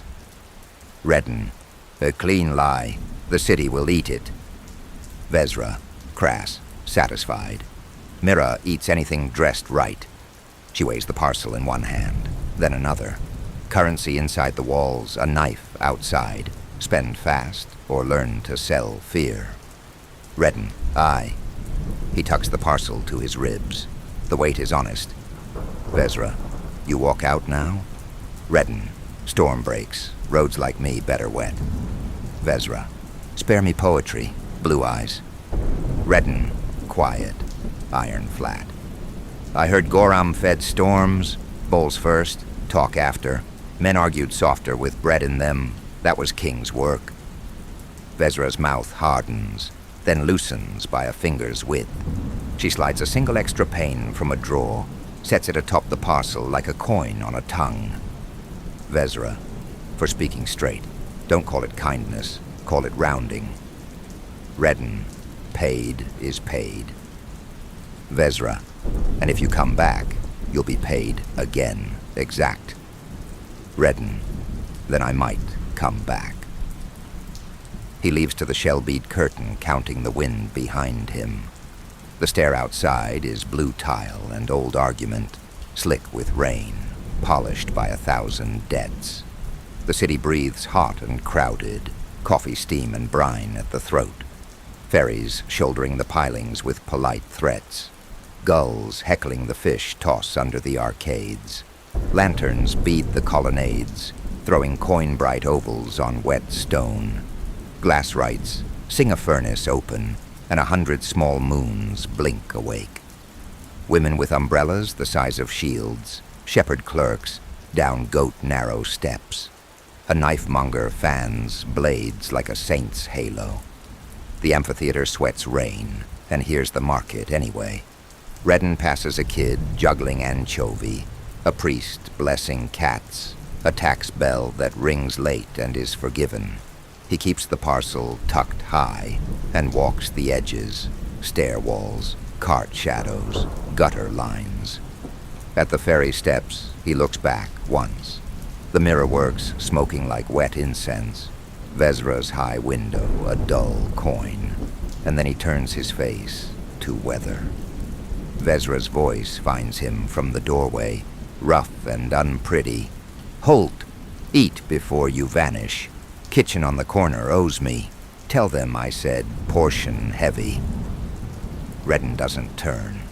I don't bow, he says, the words small and sure in the rain. I pay. Vezra, good. Pay them. And pay me with your feet. Come back alive. Reddan, aye. He shoulders into the stair stream. The rain goes where it's called. City description. Mirag. The Glass Republic rises where rain goes to be salted and sung over. Hills shoulder up from the harbor like sleeping bulls, stepped with 1,000 stone stairs worn spoon-smooth by centuries of feet. Every level is a different argument with water. Low piers with kelp nets, strung like laundry, mid-cliffs riddled by markets under arcades, high terraces, chalk-white and blue-tiled, where shrine bells answer the ferry horns below. The air is coffee steam and brine. Gulls wheel like bad omens with good timing. Roofs crowd roofs. Rooms cantilever over alleys so tight, strangers share umbrellas by necessity, and nobody agrees on where one street ends. Only that all of them eventually lead downhill to the smell of fish and hot oil. Old stones remember in Mira. Masons' marks are thumb-worn, saints' niches are black with candle breath, and the marble steps of the amphitheater, cut straight into the cliff, have been polished by riots, operas, and tax hearings in equal measure. Rain paints everything the color of resolved arguments. Then the sun arrives with a coin's brief shine on wet tile, and the city pretends to be merciful. Between the colonnades hang bead curtains of shells that count the wind, and under them thread markets that never end, spice sellers hawking fennel and fen mint, glass wrights turning sand into small moons, knife mongers who can read your palm and match the blade. It is overcrowded in the way of hives, everybody working, everyone overheard, none of it private. Her late husband ruled this press of life with an apron and an abacus. Goram Kal, called the Fat Saint, was a mountain of a man in an oil-spattered chef's coat, fingers like sausages hung with signet rings, a laugh that rattled pot lids. He smelled of clove, lamb fat, and driftwood smoke, and he moved through his kitchens with a surprising quickness, sidelong, confident, the way a ship slides into its berth, no matter how crowded the harbor. His empire wasn't built on knives in alleys, so much as knives on boards. He cornered oil first, then salt, then grain. Feed a dock and you own its tide, he'd say, and he proved it. On strike nights, his soup lines ran hot and long, all generosity in public. The invoices found their teeth in private. He wrote protection as a tasting menu. The basic course kept your shutters unbroken. The full pairing kept your nephews out of the marsh.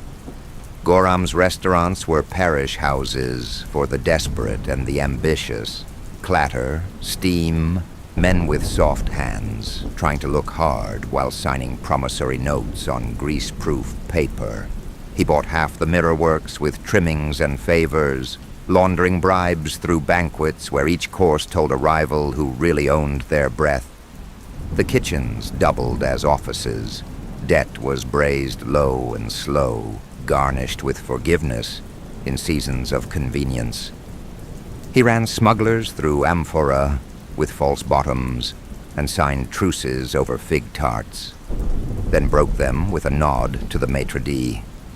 His sigil, a ladle crossed with a cleaver, showed up on bread as a flourish and on door lintels as a warning.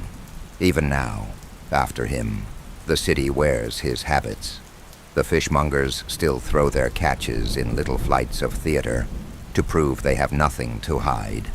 The ferries still bump the pilings like polite threats. The stairways still sweat when the rain comes warm and constant. Mira is a place that learned long ago how to stack its hungers, homes on homes, favors on debts, secrets on saints. It is ancient, rain-lit, overcrowded, and entirely sure that every hunger can be priced, whether it's for bread, for power, or for a glimpse of yourself in polished glass. Flashback. Goram Kal, 4 courses, eye low flame, prep and errand knife. Before the mirror works and the ladle cleaver sigil, Goram hauled stockpots through rain alleys that smelled of kelp and bad coffee. He was already heavy, soft in the way of men who lift more iron than they show, apron string biting deep, sleeves slick with steam. He learned the city by its groceries, which quay sold anchovy cheap before dawn, which ferry sergeant took a bowl of chowder as tax, which stairs kept their moss even in summer. When the cannery strike turned ugly, he unlocked his kitchen at midnight and fed both lines, strikers on one bench, guards on the other, with the same stew. Salt doesn't pick sides, he said, ladling fare. He kept a second ledger, Belly's Ode, written in grease pencil on the inside of the pantry door. By month's end, men began bringing him problems wrapped in butcher paper. A nephew who owed the wrong crew, a tax bell that rang too often, a rival cook setting oil fires as sermons. Goram answered each with a meal and a measure. He started buying oil in bulk and lending it out by the ladle with interest measured in loyalty. Rain tapped the roof like change counting itself. Second middle heat. Zeus of the Rain Quarter. He ran a night canteen under the cliff arcades where the amphora dripped and the ferries sang against their ropes. Dockers, bead clerks, paddle men. The city's weather came to his tables. He paid 3 crews at once, then sat their lieutenants elbow to elbow over fried smelt and fennel wine until they discovered conversation was cheaper than funerals. He bought into the mirror works through a widow with soot on her cuffs and a genius for sand. Profits washed clean through banquet invoices and charity feasts. He invented the storm menu, free soup when the stairs ran like rivers, then collected on clear days with a smile and a sealed note. Amphora left his cellars heavy and came back light. The false bottoms were a rumor he never denied. When a guild auditor tried to write him small, Goram catered the man's name day with a tart that tasted of fig and warning. The audit came back correct as a saint's jaw. Men began calling him the Fat Saint in a tone that mixed hunger and fear. Third, Rolling Boil, the boss of bread and knives. Goram cornered oil, then salt, then grain, protection. He plated like a tasting menu. The basic course kept shutters unbroken and nephews unpressed. The full pairing included a word at the tax bell and a blanket when the river climbed the steps. His kitchens doubled as counting rooms. His waiters carried notes thicker than the bread. He wrote truces with pies and broke them with a nod to the maitre d'. He kept the ferry lines open during a boatman's feud by feeding both captains on a barge at anchor. Lanterns in the mist, oaths signed with grease. He posted his sigil, ladle crossed with cleaver, over doors as both blessing and tariff. Some nights he stood in the amphitheater where the stone seats shine like wet fish, and handed out loaves stamped with his mark. Some mornings he took a rival's breath with the same hands he used to knead. "Feed a dock and you own its tide," he'd say, and the tide agreed. The law ate at his restaurants, so did the men who bent it. Rain made the tiles sing like knives washed clean. Fourth course, the last service and grand funeral. They came for him in his kitchen at stormlight. 12 masks under rain hoods, hooks and bottles of lye, a ledger to balance with blood. Goram Kal did not run. He rolled his sleeves, lifted the cleaver that had cut more bread than throats, and made the kitchen a chapel of ending. He broke the first man across an oven door and fed the next his own bottle. Steam screamed, tiles sweated. He threw salt in eyes, slammed skulls in the icebox, turned a stockpot like a bell over a head, and hit it until the bell stopped. He moved fast for a big man, sideways, certain, the way ships berth in crowded weather. When a hook found his ribs, he bit the haft and spat blood and wood.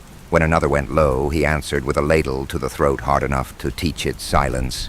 He kept count the way chefs do. 1, 2, 3, down, 4, 5, crawling, 6, not getting up. 7 fell into the fryer and tried to be air.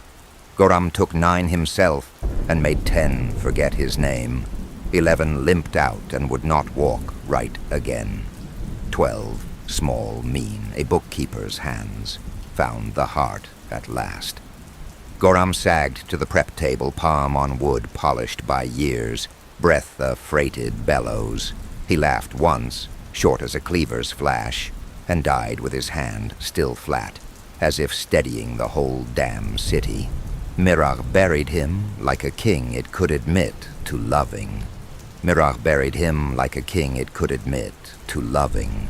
Ferries rafted together into a floating street. Blue-tiled awnings bowed under candle smoke. Glass bells chimed from the colonnades, each a different note of grief. Cooks in grease-spattered whites lined the stairs with ladles held like torches. Dockers stood beside bead clerks, pickpockets beside magistrates, paddlemen shoulder to shoulder with the men who fined them. Rivals came in their good coats and did not draw knives. A fishwife spoke first, as voice like tide on stone, about a winter stew that kept her boys alive. A tax judge followed, eyes wet, confessing that Goram had taught him the difference between mercy and favors and charged for both. The mirror-works black-draped their furnaces. For 1 hour, every oven in the rain quarter went cold. As the bier passed the amphitheater steps, men who had tried to kill him and men who would have died for him both pressed coins to their tongues and lowered their eyes. The procession reached the harbor just as the rain thickened. The ferries bumped the pilings like polite threats. The city's hunger paused long enough to listen to the water. When the body slid to the fire, and the smoke took on clove and lamb fat, the bells answered the ferry horns, and for a breath, Mira was one kitchen, one crew, one ledger drawn straight. Then the rain turned the ash to paste, and the living went back to their prices. The Avenine, the clockwork city, the Guild of Hours. Boss, Master Horologer, Jun. Oro, coat lined with tickin pockets, smile measured to the second, carries a penknife for fruit and lies, pays in time chits, paper that buys minutes off sentences, debts, even lives, has a serious reputation for paying for murders over any slight, seconds posted as bounties, collected as hours of silence. Origins, born into the Oro Consortium, an ultra-wealthy dynasty of clockworks, loan houses, and bell foundries. Jun started rich and made it obscene as a crime lord, laundering fear through time chits and foreclosing on minutes the way banks seize houses. Bounty color, he pins time chits to clock doors with red wax and a brass second hand. Offenders wake to a metronome on their step set to their heartbeat. Dark hourglasses ride by courier, black sand for public work, white for private. The amounts are literal. 30 seconds buys a broken hand. 3 minutes buys a body. Proof is the victim's watch spring or a torn minute from their docket, dropped in the Guild of Hours box before the bell of 9. Assistants in dove-gray chalk thin circlets on the street around a target's doorway. Step inside the ring and you've agreed to the terms. When a bounty is paid, Oro resets a public clock forward by the exact time purchased. The city feels the jump. Slang. In Avenine, time is literal cash. Market's price in seconds, wages in minutes, bribes in hours. A vendor might bark, 14 seconds for the pair. A debtor says, I'm short a minute. A fixer promises, I'll buy you an hour. Shop placards read, no loitering, don't waste time, and the joke isn't a joke. Pickpockets cut watch ribbons like purse strings. Counting houses post exchange rates. Silver to seconds, gold to hours. Street vignette, third bell lane during a squall. A tailor's runner, Paul, steps inside a chalk circle to get out of the rain. The metronome on the stoop quickens to his pulse. 2 dove-gray assistants look up together. 45 seconds to step back, one says, showing a time chit. Paul tries to hop the chalk. Consent was the step. A boy with a ledger snips the tail from Paul's watch ribbon and drops it into a tin of other springs. Somewhere in the East Tower, A minute jumps. Someone across town just got paid. Paul keeps his hands. Today. Because a stranger bought 3 minutes an hour earlier. Job seed. Heist, counter heist. Guard the long pendulum during Founders Night. Or help a rival shave 1 second from the city's official time. Wrecking contracts. Worth continents. John asks which side Reddan will keep honest, then pays him to keep the peace by breaking 2 hands, one of a clock, one of a man. Beat in dialogue, "Time is a blade," John says. "Then hold it by the spine," Reddan says, moving his hand from 12 to never. Haggle, minutes to hours. In the clock hole under the east tower, pendulums breathing like cattle. Oro lays a time chit on the marble. Target, High Assessor Melkor Quaid, keeper of foundry tithes. 3 bodyguards with municipal minutes, sanctum doors that only open on the half, a house clock that never loses. Jun, 40 minutes. Reddan, you're buying a storm, not a shower. 3 hours up front, 1 in escrow, and 10 minutes for every man who looks the other way. Jun smiles by the second. Expensive rain. Reddan, iron flat. He sleeps inside a clock that hates strangers. The stairs are timed. The bolts breathe. Your assistants chalk circles. I'll need them erased and redrawn. Wrong. Pay for that weather. Jun. 1 hour now, 90 minutes on proof, 30 for the choir. Reddan. 2 hours now, 90 on proof, and the choir gets paid before the song. Add a public jump when it's done. Move the foundry dial forward by the time you owe me, so Quaid's city feels him leave. Jun taps a brass second hand on the chit, thinking. The big pendulum ticks heavy. Somewhere a bell turns in its sleep. Jun. Done. 2 hours in your hand, 90 on the spring. Choir paid first. When you drop his watch, I'll buy the jump. Reddan pockets the paper minutes as if weighing rain. Then I'll walk the edge of your hour. Jun. And if you fail. Reddan. I'll pay back the minutes with blood you can't spend. The metronome on the clerk's desk ticks faster. The clerk doesn't look up. Outside, the city argues over pairs priced in 14 seconds. Inside, 2 men price a death in hours. Execution, half-hour sanctum, gem shot. The foundry hall keeps a clock that inhales on the quarter and exhales on the half. The sanctum doors only breathe open on the exhale. Reddan walks the building for 2 days as a repairer of pendulum leather, counting under his breath, learning which step rings and which swallows sound. He bribes the choir, 2 bell pullers, 10 minutes apiece to add a heartbeat to the half-hour exhale. He buys 5 more minutes from a janitor who oils hinges like he's shaving them.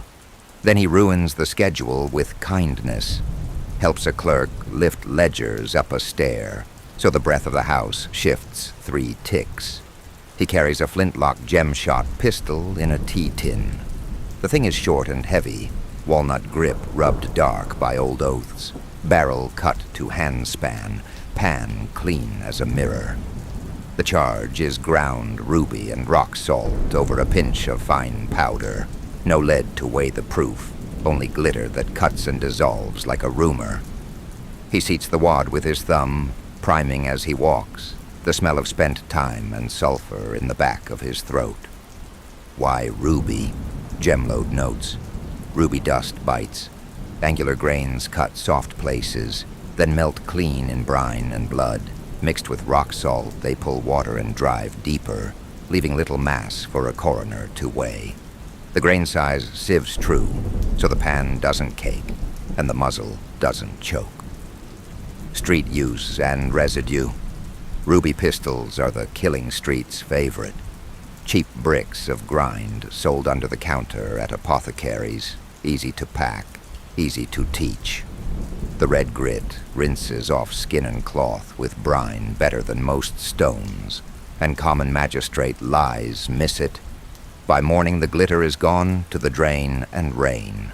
Criminals swear by it for that reason. Clerks curse it. Look-alike loads and the 3-day test. To the naked eye, gem shots often pass for soot. The Guild of Hours uses a mirror wash, an horologer's tincture poured on skin or fabric within 3 days, to read which stone spoke. Ruby blushes carmine in nail beds. Sapphire blooms a cold blue along the cuticles. Amethyst ghosts violet at the seams. Yellow diamond flashes straw amber in pores. Smoky quartz shows a dull gunmetal halo.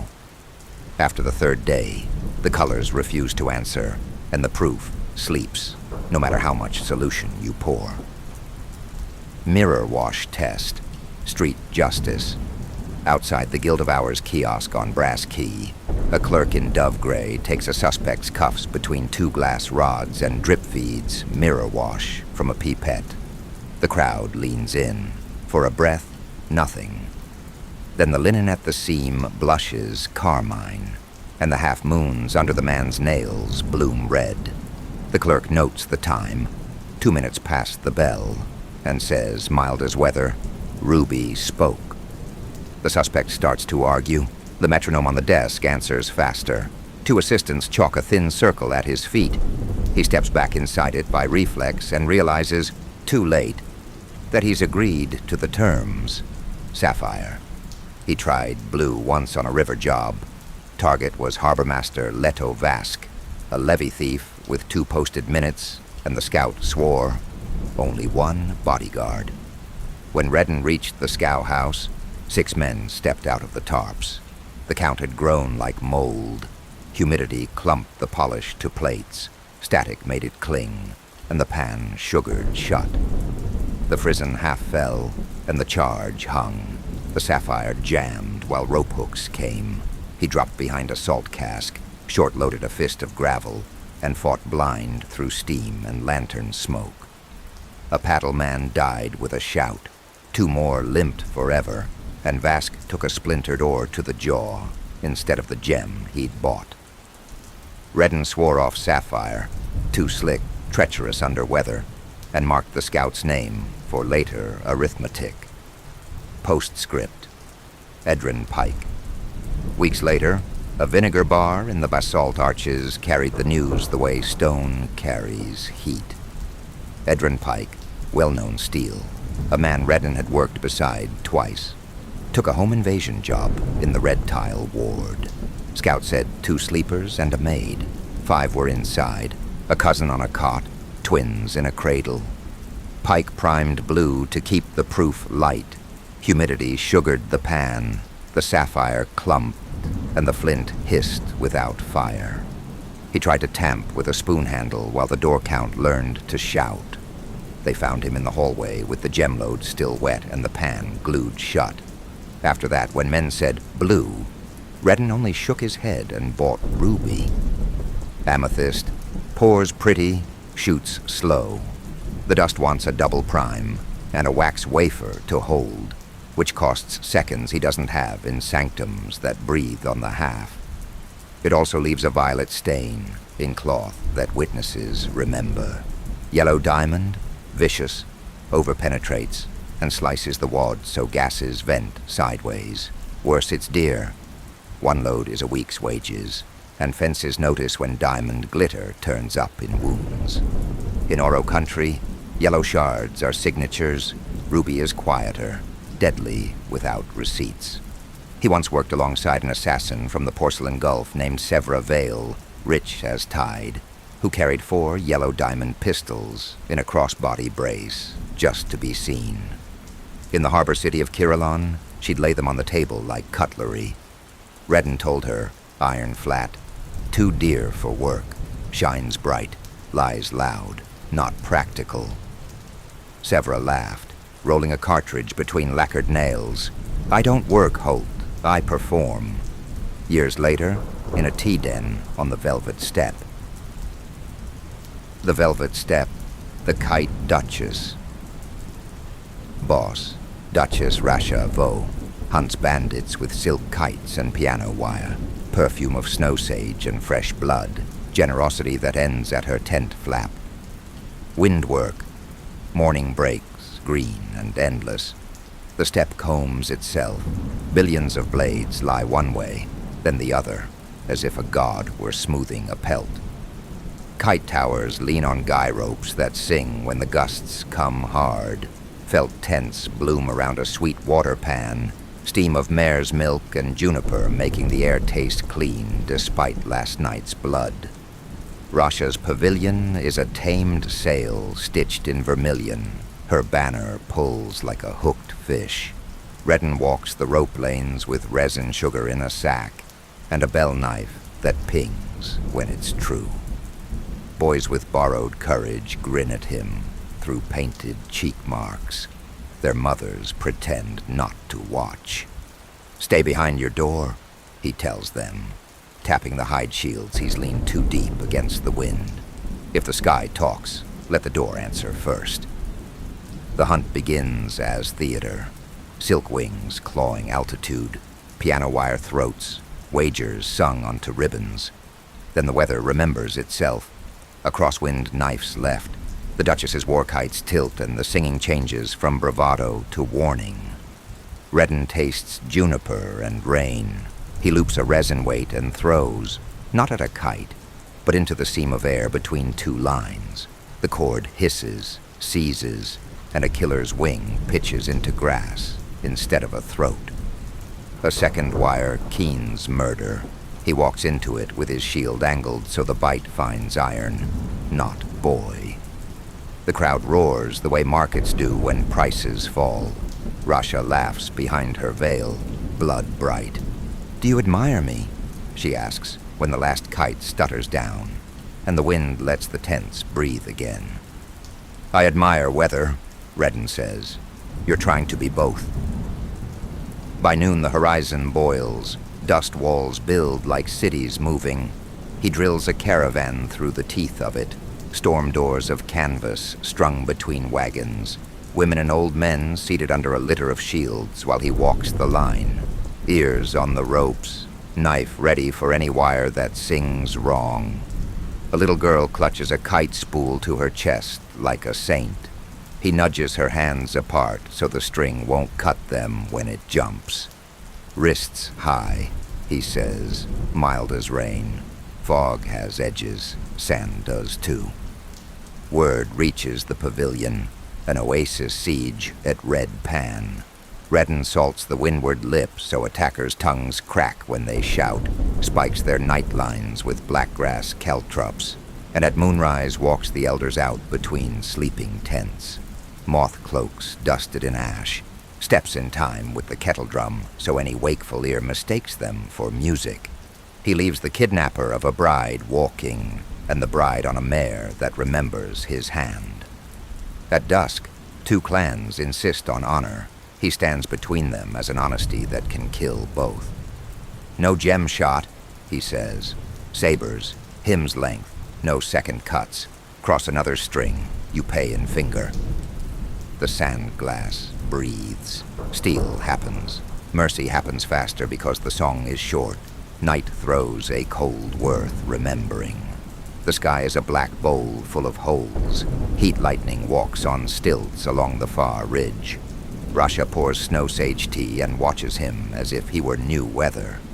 "You keep boys alive and thieves honest," she says. "What do I call you?" "A door," he answers, iron flat. "Men live who stand behind it. Then stand for me again tomorrow. If the wind pays," he says, and the tent's lamp makes his eyes the blue of frost on a river.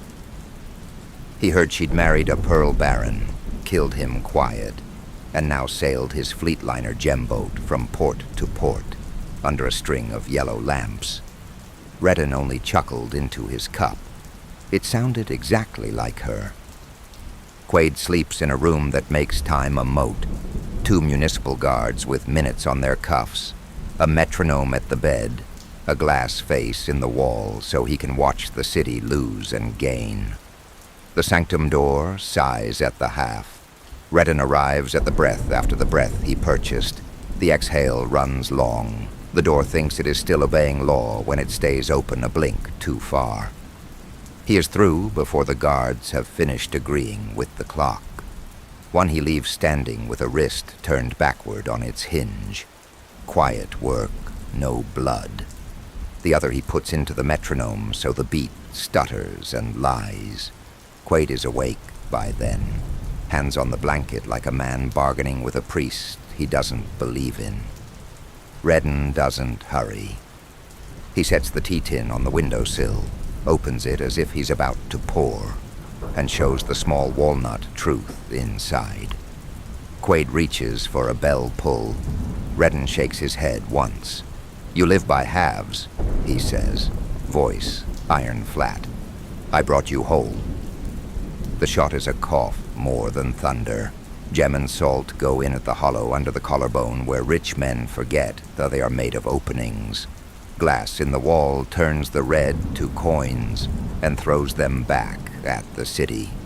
Quaid slumps without learning the rest of the sentence he was going to say.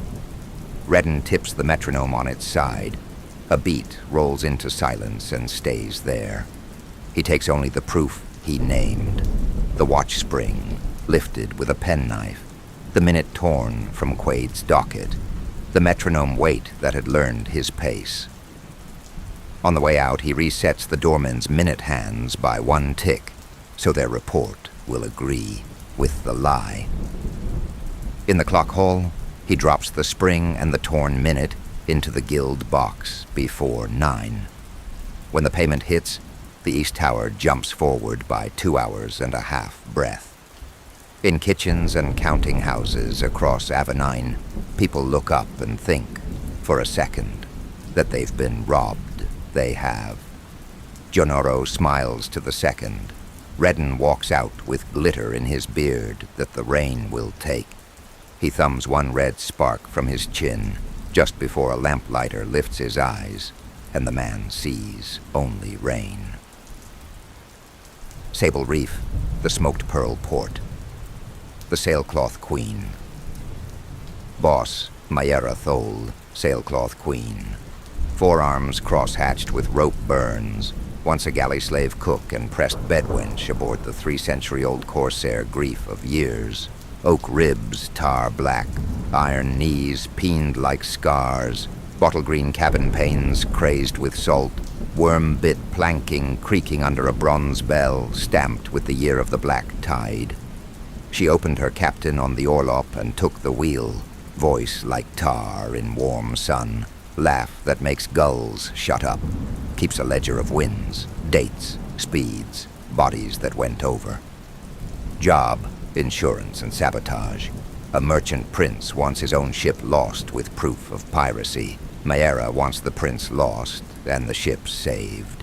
Reddan must stage a midnight boarding in dead calm, swap flags twice, send the crew ashore in casks, and deliver the prince to a net of debts in Hookman's ward. You drown a ship by inches, Mayera says. I drown men faster, Reddan says. Ships I let think about it. Complication. The hold speaks, mid-job. With the sea flat as hammered tin, Reddan heard chain on wood and breath held wrong. The prince had never named people among the cargo. Orlop hatch up, stink of lamp oil and fear, wrists raw on ring bolts. Reddan weighed the rate, then cut it different.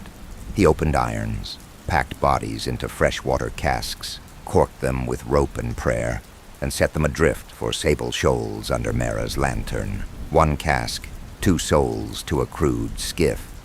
Only then did he drown the ship by inches.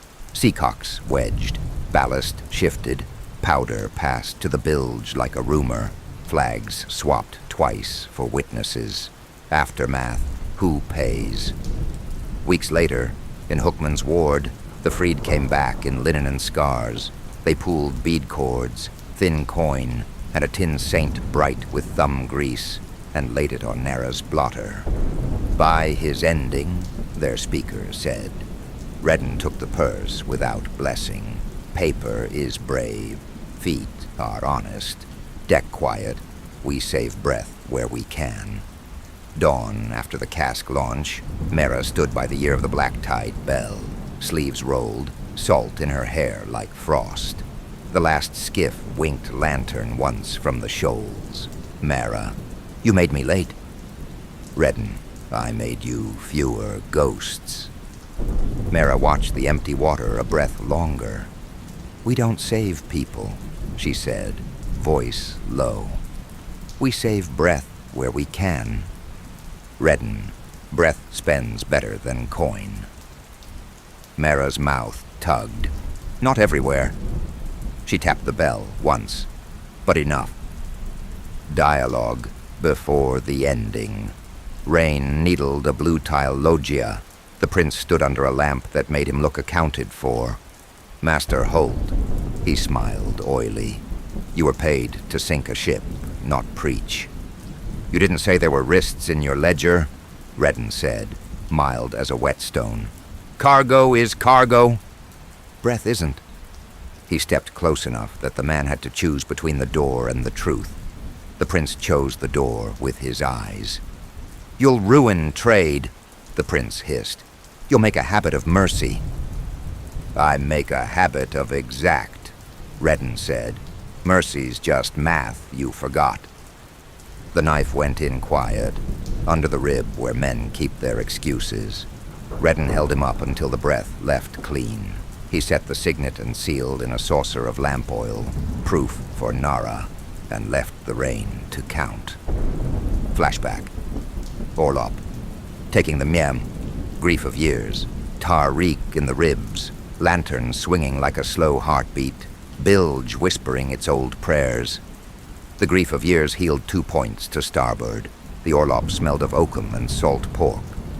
Mera had a cooking knife honed thin as spite, a marline spike up her sleeve, and a ladle full of boiling brine that steamed like weather in a throat. The captain came down, half drunk on his own flags, braid wet with rain, boots tracking pitch. Girl, he said, the word a habit he'd never be allowed to keep.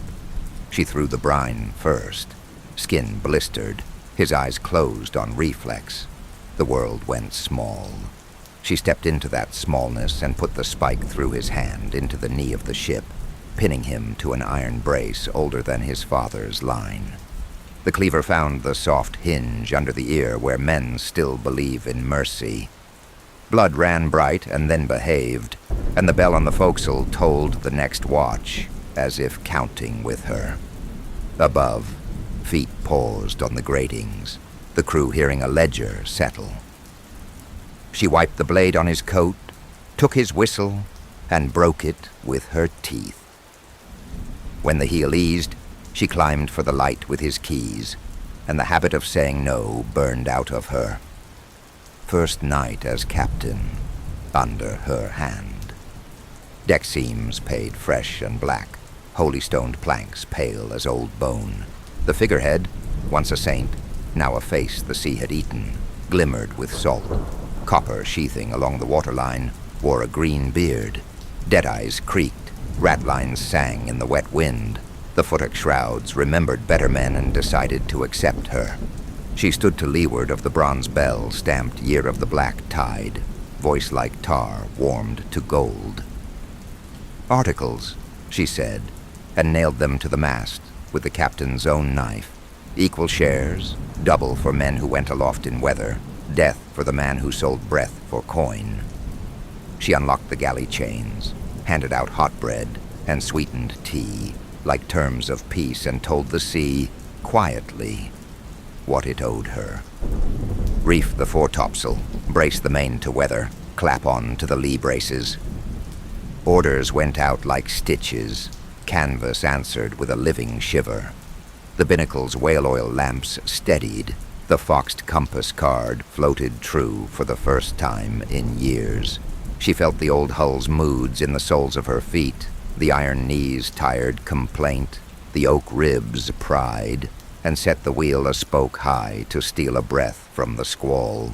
The ship obliged, shouldering the sea like an ox that had decided it would live another winter. By middle watch, the grief of years wore her like a memory it was willing to keep. Bodies were sewn into sailcloth with the last stitch through the nose. The captains went over with no coins and no words. Mera turned his cabin out, set his logbook to dry on the stove, and began her own in a tighter hand.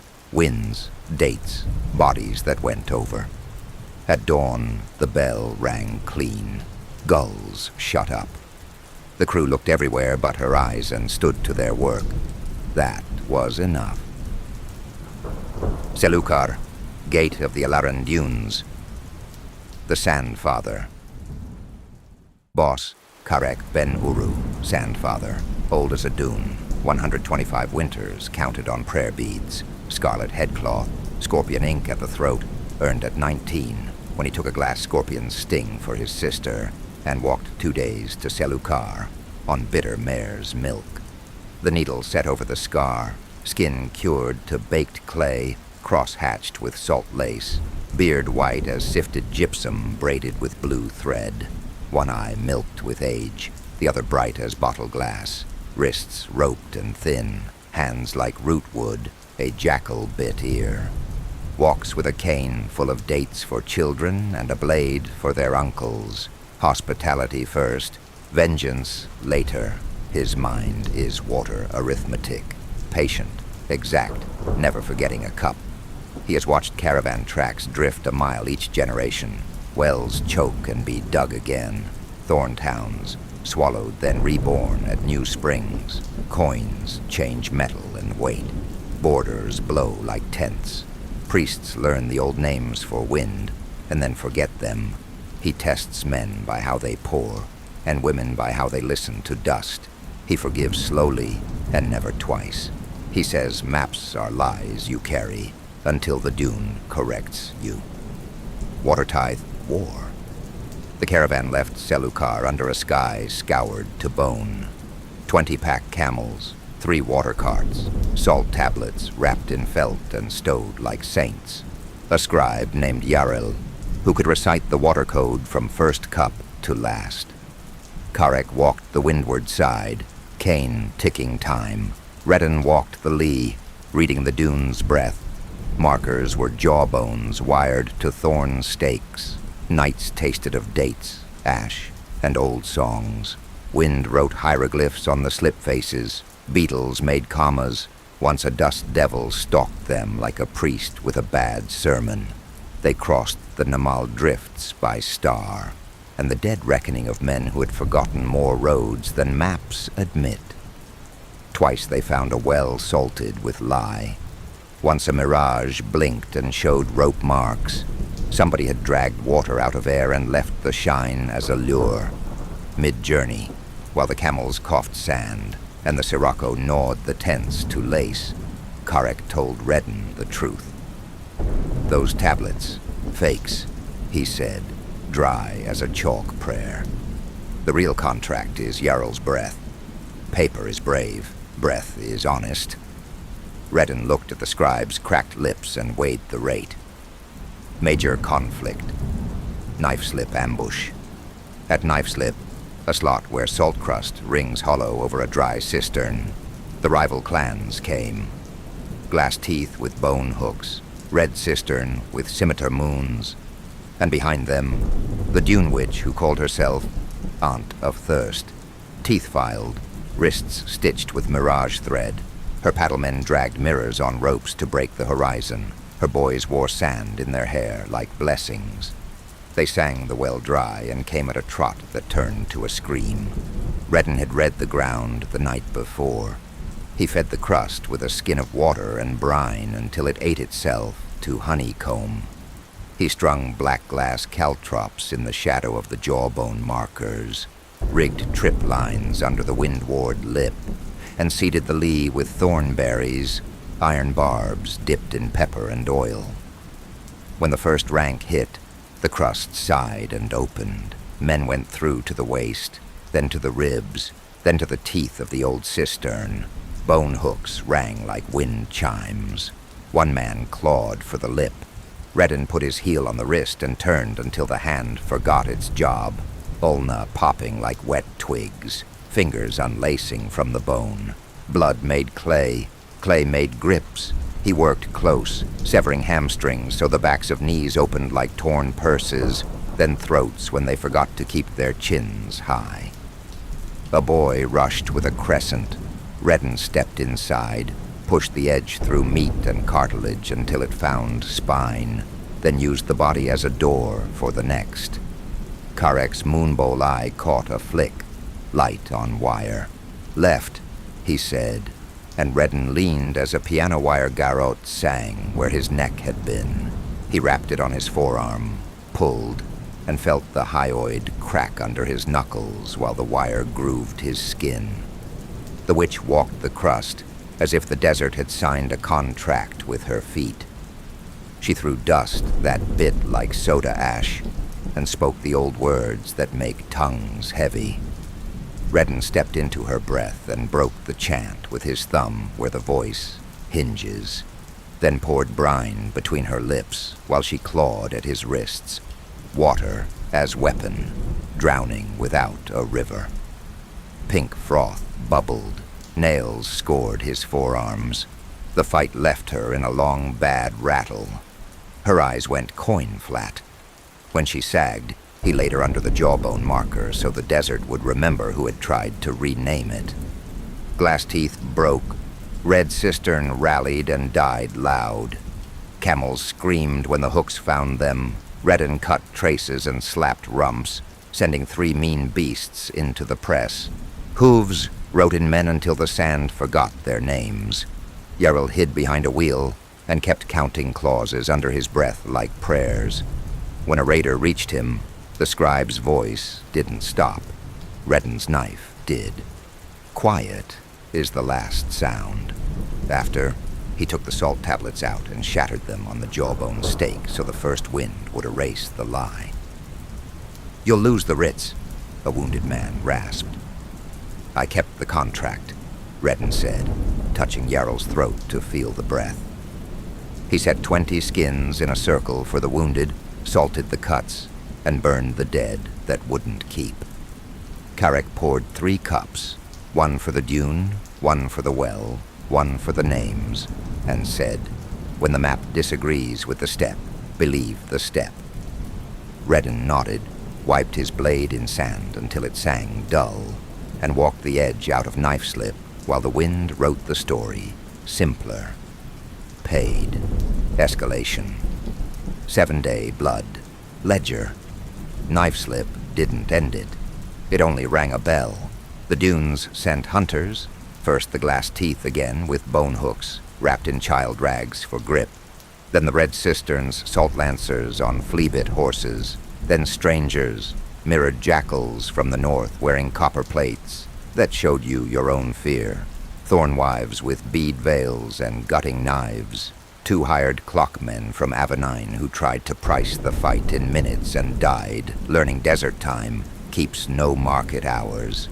They came in strings and in knots, by day with dust in their mouths, and by night with oil on their feet. Day 1, salt pan, sun like a white nail. Reddan led them onto a pan he'd dressed in ground glass and broken shells. The first rank slid as if the earth had blinked. He cut hamstrings with a butcher's thrift and let the men behind learn the lesson on their knees. A lancer took the blade in the meat of the thigh and screamed into the salt. It answered by climbing his breath. Boot heels skated, palms flensed on the glass, tendons frayed and rolled back like snapped bowstrings. Karek poured a skin over Yarrell's lips and said, "Count slow." Yarrell kept the code between teeth while men coughed pink. Night 2, caravansary of bones. Under a roof of camel ribs wired with prayer tags, thorn wives came through the bead curtain with razors braided into hair. Reddan shattered a jaw at the hinge and walked another into a pillar until the old lime mortar remembered how to kill. Teeth skittered across tile like dice. Blood ran the grout, prayer tags pasted to his boots. Karek's moonbowl took a lamp's blink and threw it. He called, "Hi!" And Reddan raised a shield so the thrown sickle kissed iron, not throat, then drove it back hand to hand, until it printed the woman's own collarbone and fed it back to the hand that sent it. Day 3. Waddy split. Mirrored jackals in half-armor tried to blind him with his own reflection. Reddan turned their plates into doors, caught a wrist edge on, pinned it and stamped until the elbow went the wrong way with a clean wooden crack, then drove it into a rock face and let the arm hang useless. He stapled a palm to the cliff with a nail torn from a pack frame and left the man to count flies and seconds. Yarel stumbled on a skull. It crushed like old bread. "Names," he whispered. "Keep your own," Reddan said, and made none. Night 4. Wind that walks. The Avenine clockmen chalked a circle in the sand and set a metronome to the ambulance of their hearts. "Step in and die in 60 seconds, one promised. Reddan rolled a wineskin into the ring. The tick took it for consent, and the men looked down to see the rule they'd written eating their water. He shot the closer with ruby and salt, red grit chewing through throat and palate, soft palate, blooming glitter and blood, then used the metronome as a club on the other until the beat stuttered and went honest. Karek spat. "Cities dream strange," he said. "Let them." Day 5. Black Salt Ridge. Red Cistern returned with nets and hooks. Reddan cut a horse free and slapped it into the press. Hooves caved sternums, folded legs, and wrote in men, tore nets, snapped ribs like kindling. He stepped on a hook line and drew a man out of his own ambush hand over hand until the face arrived, red and surprised, and then was still. A hook found his calf. He cut the barb out the long way and kept walking. Karek salted 3 wounds while the men sang into their palms. Yarel bled from the ear and didn't notice. Night 6. Thornspring. Thornwives tried words at a spring.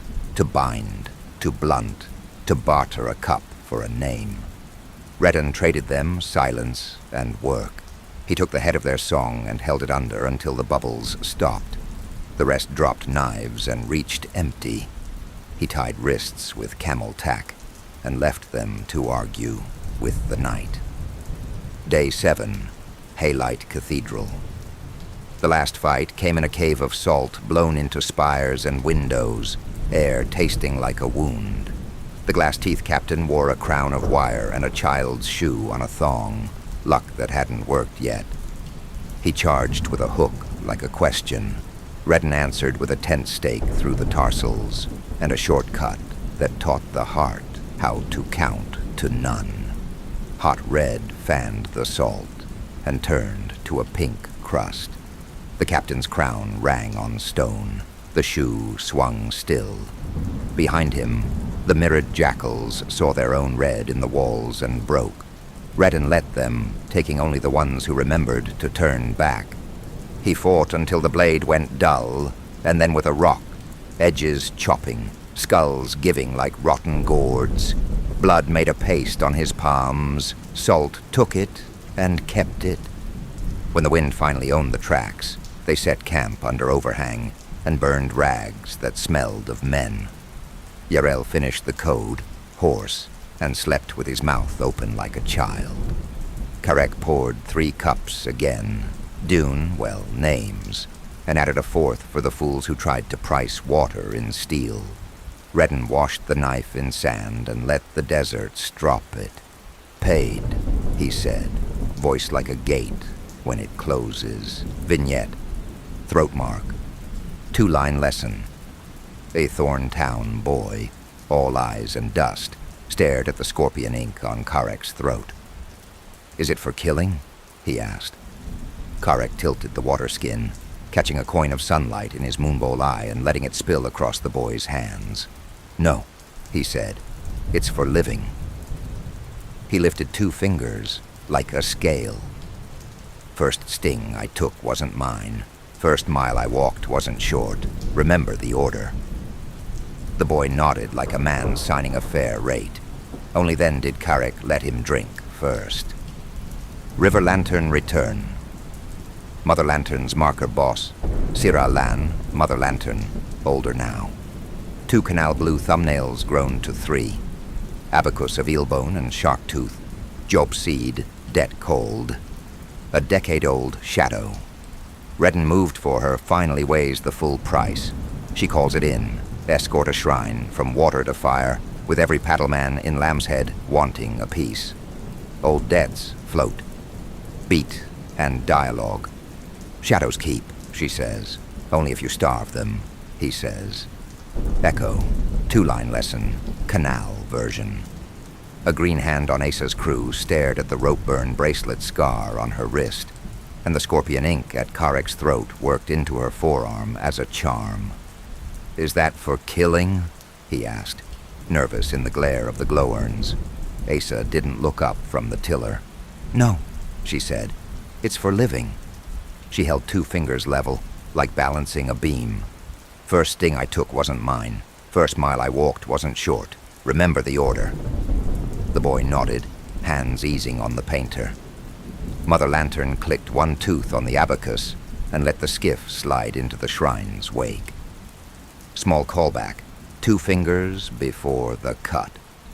Years later, in a rain-thick alley off Brass Key, the same boy, older, rope scar on 1 wrist, steady on his feet, paused before a dicey ferry docking and tapped 2 fingers on the gunwale the way Asa had, balancing the invisible beam. The skiff kissed the pier without a bruise.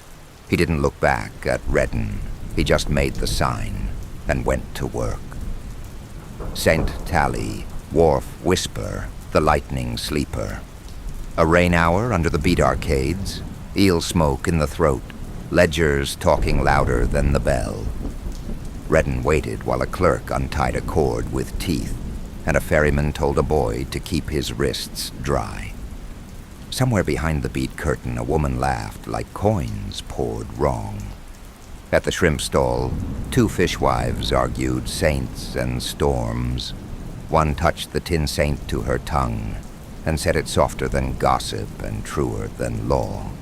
They say a lightning beast sleeps through wars and only wakes for love or killing. When he turns in his sleep, bells ring late. No one named him. The stallman crossed himself the wrong way and raised his prices by a copper. Reddan bought nothing and marked the weather. Paper is brave. Storms are not on paper.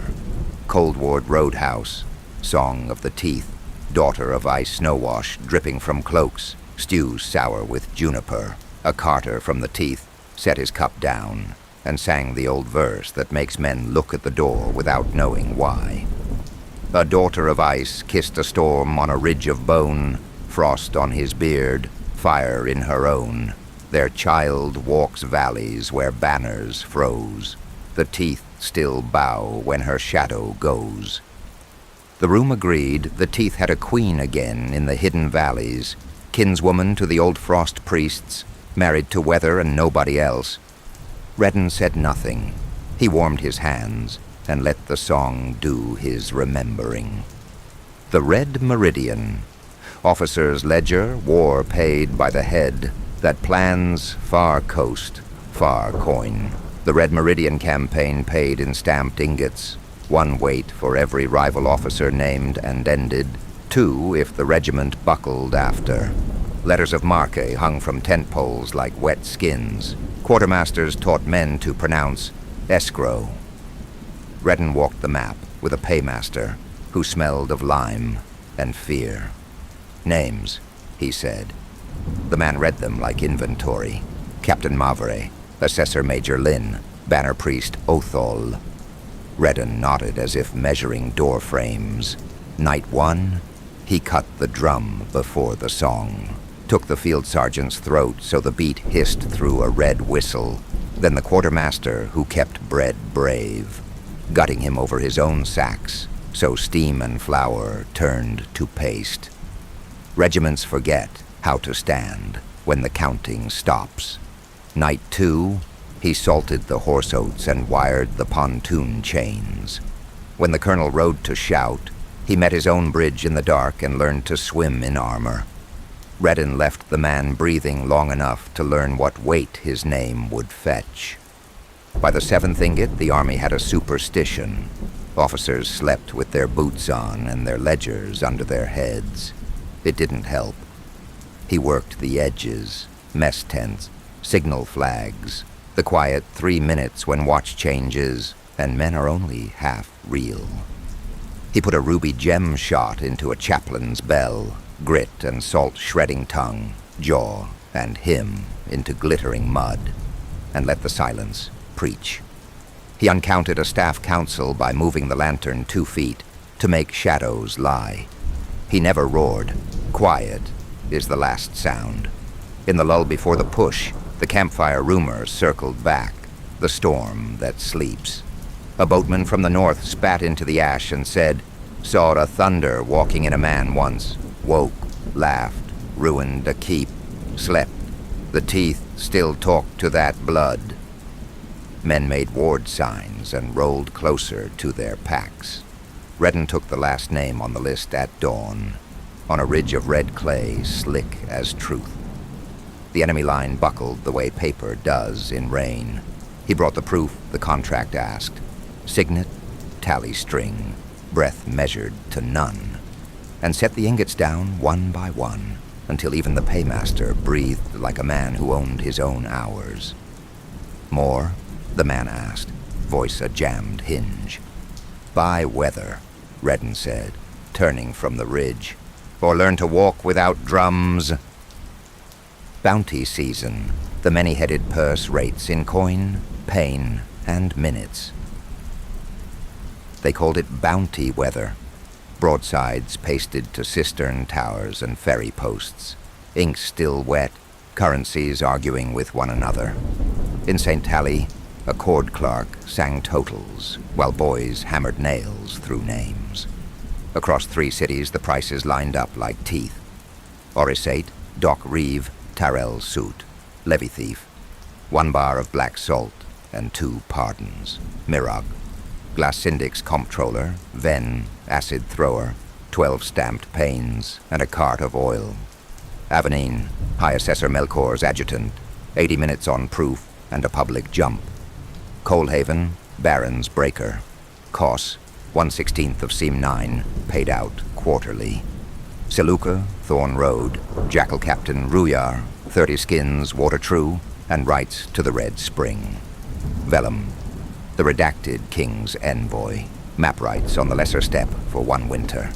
Addendum, high names, Thorn Sea, Corsair Matron, Pell of the Saffron Flag, 2 hulls and crew shares signed over on capture. Mira, Vezra's rival, Glass Prior, Harl, 30 panes and furnace rights, 1 night in 6.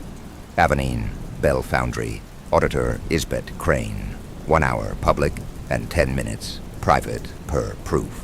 Coalhaven, Marshal of Props, Dreven Slate, half a seam's tithe, and the right to set the strike bell. Selukar, Ant of Thirst's successor, unnamed, 40 skins, water true, and 3 wells. Wehrmark, Remnant, Captain of the Red Stair Guard, Torvald Dane, amnesty writ with the Widow Halrich's seal. Reddan read the wall like a ledger and turned. 4 faces stepped out of the crowd, with old Miles in their feet. Marla Kestrel, bow like a lie that often tells the truth. Bran Oker, axe remembered by 2 wars. Jute, drummer turned knife who tapped his thigh when it rained. And Sir Cord Halmish, polite steel, a scar you could hang a cup on. They'd bled together, that knife ford, and shared a stove in the Lantern Delta. Marla smiled thin as a ledger line. Works heavy, split right, it's light. Reddan looked at their boots, their belts, the way each hung on their weapons like conversation partners. Split exact, he said, or I walk. They shook on it anyway. Paper is brave. Run 1, Orisate, soot, and salt. They took Doc Reeve's soot between a chain hoist and a sermon. Marla nailed his shadow to a piling. Reddan counted his breaths until they matched the tide, and then stopped them. The Bastion paid in pardons and black salt that tasted of rust. Jute smiled at the weight. Next, he said, Run 2, Mirror, pain money. Comptroller. Ven hid under the mirror works, vinegar air and blue fire. Branzax found the ledger table. Reddan found the hand that signed the acid. 12 pains chimed in a linen wrap. Ven's men came late and angry. Mother Vezra's bead curtain counted their mistake. You take bread where you find it, she said, and turned a ring. Reddan did not bow. He paid in silence and left. Run 3, Avenine, 80 minutes. The adjutant slept inside a time rule. Sir Cord knocked on the half. Jute tamped the metronome with lard.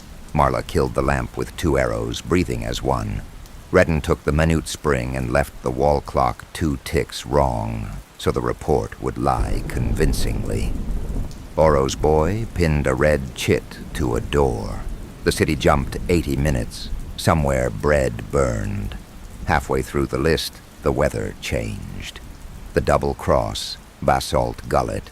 The meeting place was a ravine where rain wrote in vertical lines and the stone kept secrets.